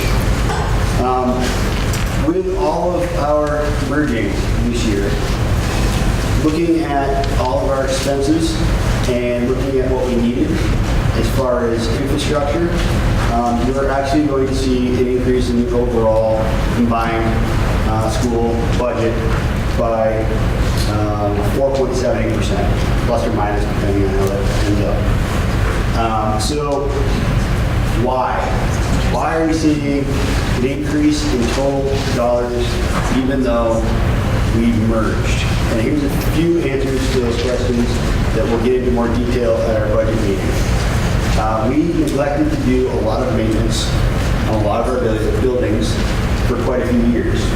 As the enrollment in all of our buildings declined, the one place that we could eliminate funding and stay below that penalty threshold that every school board member is aware of, so that we didn't have to pay double and not affect the kids a lot, was to cut building maintenance. So those capital programs that we wanted to do, like replacing oil tanks, roofs, major projects like down at the high school boiler, the water system, those are the things that we kept kicking that can down the road year after year in order to keep our numbers underneath the penalty threshold for the state. Well, that's now going to bite us, and we're going to have to deal with it. This year's budget includes $500,000 towards starting to fix that problem. That is not fixing the problem. We have some estimates, and those estimates are in the millions of dollars that are needed to fix the infrastructure in the current district. And there'll be many ongoing meetings about how we'll address the huge infrastructure problems that we have in all 4 of the new buildings that are covered by the district. Something else that will be happening next year, the board did vote to provide a different school lunch program. So there will be free school lunch for all kids in the entire district. That's a program that the board voted to increase. That is going to cost the total taxpayers about $50,000 more than last year. The other big increase is pre-K services. In Jamaica, we've had the luxury of full-day public preschool for quite some time. Newfane and Brookline do not have that as an option, and they will have that as an option next year, which is adding to your overall costs. Just to hot off the presses, I'll give you the most up-to-date tax information, which is still an estimate.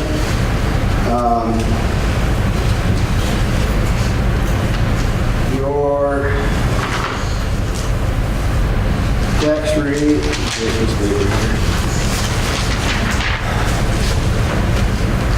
in Jamaica is going to go up by 6.6%. That's why I didn't say that first. I wanted to have the actual discussion before I gave the numbers. Is that the homestead rate or the not? So, what affects that number? And this is why I said you can't hold me to this number. You will get more, because what is in that number, we have to have a finalized state budget. We have to have all of those towns the representative is speaking with report their budget so that we can have a rate set by the state. Right now, our administration is guessing at what the state is going to set in these formulas. What else happened in Jamaica? We heard earlier about money that was used for townwide reappraisal. Our CLA went from 107 to 101. So that has an effect on the school tax rate as part of the education funding formula. The last thing that's having an effect is our average daily attendance. So as your total number of students drop, the total cost per student increases. And if we go over the state threshold, we have to pay a penalty. So that's the third piece that's affecting your tax rate. The fourth piece is last year, the governor took a big chunk of money and threw it into the ed pot to bring down property taxes. We don't know whether that's going to happen this year or not. So we're sitting here at town meeting where we would normally be approving our budget, and we still have not received the hard numbers on any of these variables that affect your tax rate.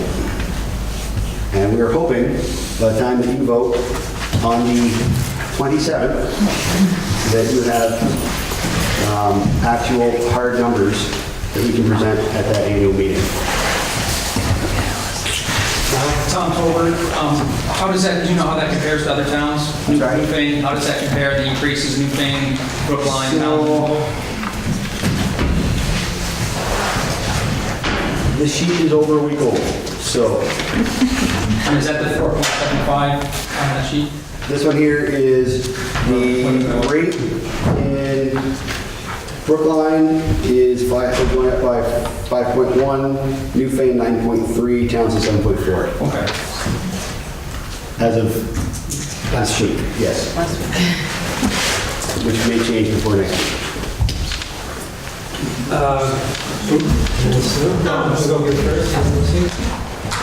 When you look at the education tax rates for the entire state for this past year, why is Jamaica, well, I barely get about Jamaica, but Jamaica, Brookline, Newfane, and Townsend are all amongst the top 20 in the state.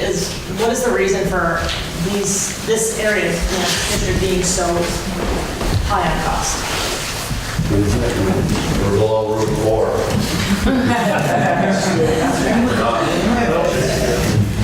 So it's cost per student. So anytime you have a smaller student body, you have a smaller number of students to divide the cost by. So if you have one teacher and 7 students, then you divide that salary by 7. That same classroom with 14 students, you have half the per pupil cost. Our class sizes are incredibly small. That's one of the things we like about our small schools, are the small class sizes. However, that's one of the things, or that is the major thing that drives the cost up. Once you get over the state allowable per pupil spending, you have to pay a penalty, which means you're paying $2 in for every $1 out. So it really penalizes our schools because we're small and our spending is high. So as we get to that point where we hit the threshold and we start paying double the dollars, that's why our education is so high. Sue? Yeah, so the students that left Jamaica, that are now going to Townsend get counted in, they're now Townsend kids, they get counted in Townsend's per student teacher ratio. No.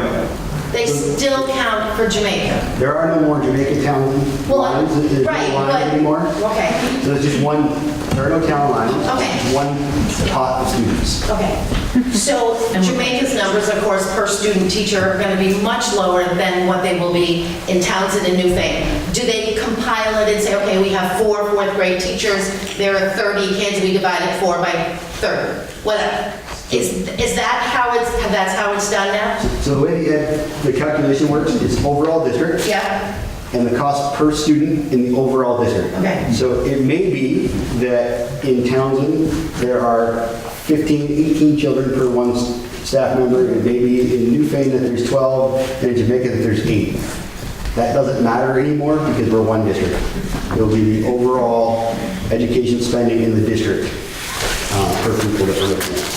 Okay, this is going to sound greedy, but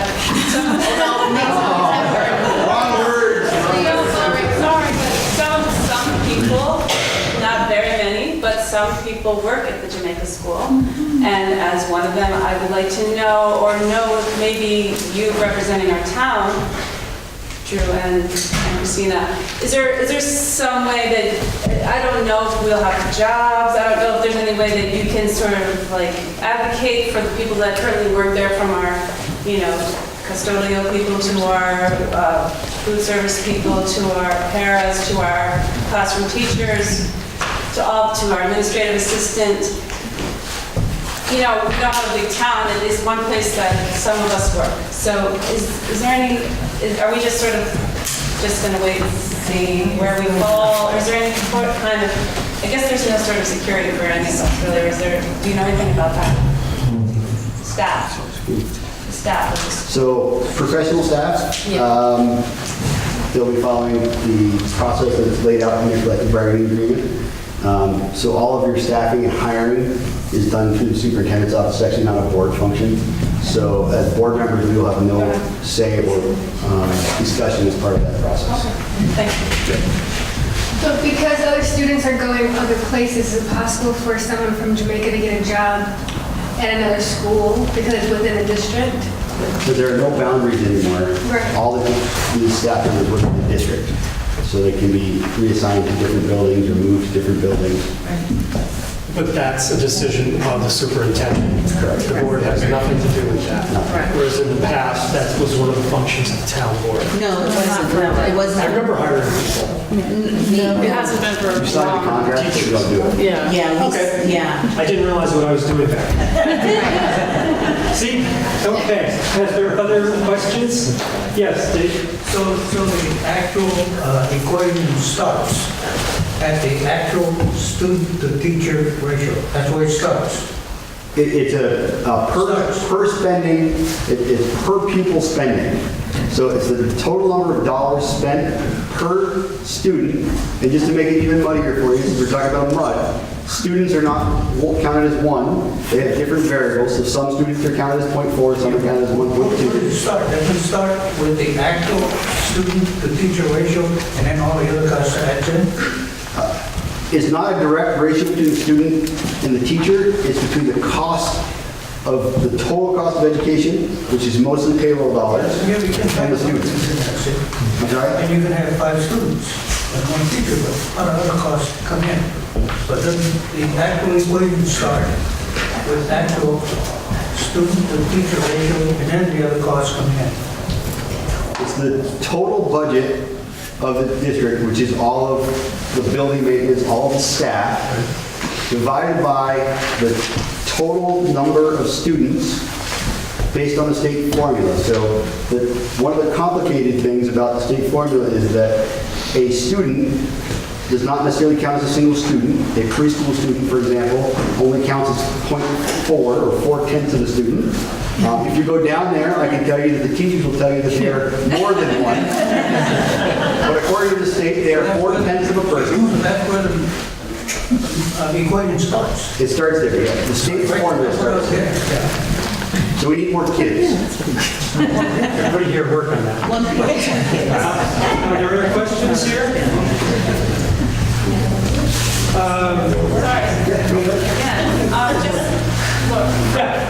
So, are there ideas, can there be ideas for other uses for that school if it becomes empty?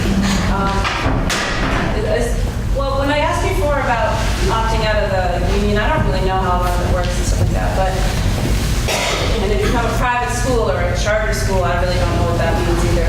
But if we wanted to have a spot where we can have kids and education and arts and good things happening in our town, can we have a meeting about that and plan that out somehow? You can create a private school at any time, anywhere. We can make a private school. You can have your house, if you can get yourself licensed and go through the licensing process. Anyone can create a private school. That is a public use building, and so the building itself needs to be decided on in a different manner. But that's a different kind of voice. If you say you want to open a school, that is a distinct possibility as a person, as an individual country. But for a public use building, that's where it starts to get. That's like the mountain school thing that happens. Right. So I'm feeling some ebbing of energy in the group. I think there's been a lot presented, even though it is muddy for state reasons. But again, as Drew said, there is going to be a meeting, the budget meeting on the 18th at 7 at Leland and Gray. Please go to that if you want more information. And then on the 26th, we'll probably have updated information, 10 days older than on the 18th. On the 26th at 7 at Leland and Gray. And then remember, the vote is on the 27th, town office, 10 to 7 are the poll hours. I'd just like to make a note that the first school in town was built in 1791. That's 227 years ago. So this town has been educating its students for 227 years. You'll notice there were 14 school districts in town. There are 14 counties in Vermont. Vermont was the 14th state in the Union. So there's some symbolism here. I don't know if that's what they were thinking, but that's the way it looks for me. And just for the sake of history, about 1890 there was an educational act passed, which basically dictated across the state what textbooks should be used in schools. But then in 1892, something called, what was then termed the Vicious Act, was passed. And what happened there was there were about 2,500 school districts in Vermont. 2,500. And under this act in 1892, they condensed it to 251. So this has happened before. We just don't remember. There's an excellent article online on VT Digger about the Vicious Act of 1892. You might want to look at it because it's very interesting parallels. I'm a historian. I find it interesting. I pass that along. Drew has another announcement. So depending, just want to make sure everybody's aware, depending on the outcome of Wyndham's vote today, each town will be warned to have another special meeting. So stay tuned, warnings in all the normal places. That we may have to have a special meeting. We will likely have to have a special meeting between now and the 1st of July as to whether we let Wyndham leave our union district or not. So just want to put that out there so that we hopefully have a good voter turnout and Jamaica can have its voice heard as to whether we want to let Wyndham out or not, assuming that Wyndham's vote passes today and it makes it through the process of appeals. Okay, I'm sorry, are there more questions on this subject? What are the pros and cons? I I've got a lot of information on that, and we can get into it now if you'd like, or we can discuss it at the annual meeting. So. Okay, and Tom, and then I have one other. Yes, Tom. Oh, yes. I'm curious, can we get that text? You were saying you get these updated numbers, is that only available to the school board, or is it available to the general public online somewhere? So this will be available to the general public at our meeting. They're on. Okay. Yes. But there's nothing. This is what I asked for today. Do you have anything new? As I walked into the meeting, hoping that we may have, like, yes, they settled on. Okay. So you're getting that from the school board? The office to see if they had anything. Yes. Caroline Pearson, this is a little bit separate from the mud that we're currently talking about, but I completely forgot until Sue had mentioned the board up at, it used to be the WRMED. I had pulled myself away from being a school board, Leland and Gray school board member right at the end. One of the things that I had requested was I had asked to know when a school board payment, for being a school board member would happen. And I was informed that the chairman had never put my name on the payment, and so therefore I was never paid.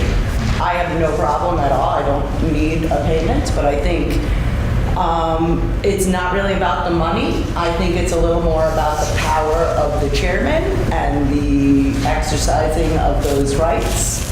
So I would like to just let people know I did give up both my 2 years worth of school board funding and ask that it be forwarded to the new board that doesn't have any funding allocated for the first year. So I would love at some point if we could find out if that ever actually happened. The board has heard your concerns. Are there other issues that people want to speak to here during the school? Actually, the last Jamaica School District meeting. I hate saying that. I feel it's a detriment to the town meeting. We're going to lose discussions in the school and its budget. I do have a lot of respect for the people who are on the greater board, the mud board. Deeply thankful to them, but I just want to recognize the passing of some history.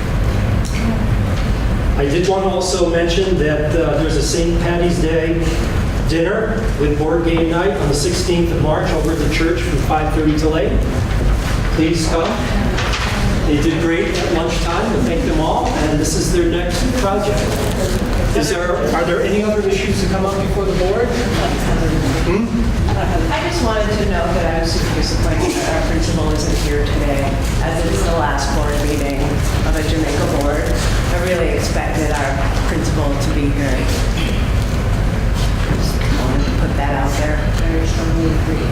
The board did express our feelings on it. What's that? We did express our feelings on it. She did have a medical appointment and told us ahead of time she wouldn't be here. Very good. Are there other issues? We had an article at the town meeting to discuss the education of our students. So we're voting from the floor. So there will be school discussion in our town meetings. Yeah. But not to the extent that we've had them in the past. We don't have control over the budget any longer, where people could speak to various issues, controlling the budget, and that's what I was thinking. Yeah. So I would entertain a motion to adjourn if people are at that point. I'll make a motion to adjourn. Do I have a second? Second. Any discussion? 2/3 of the body, ready to adjourn? Thank you. Bravo.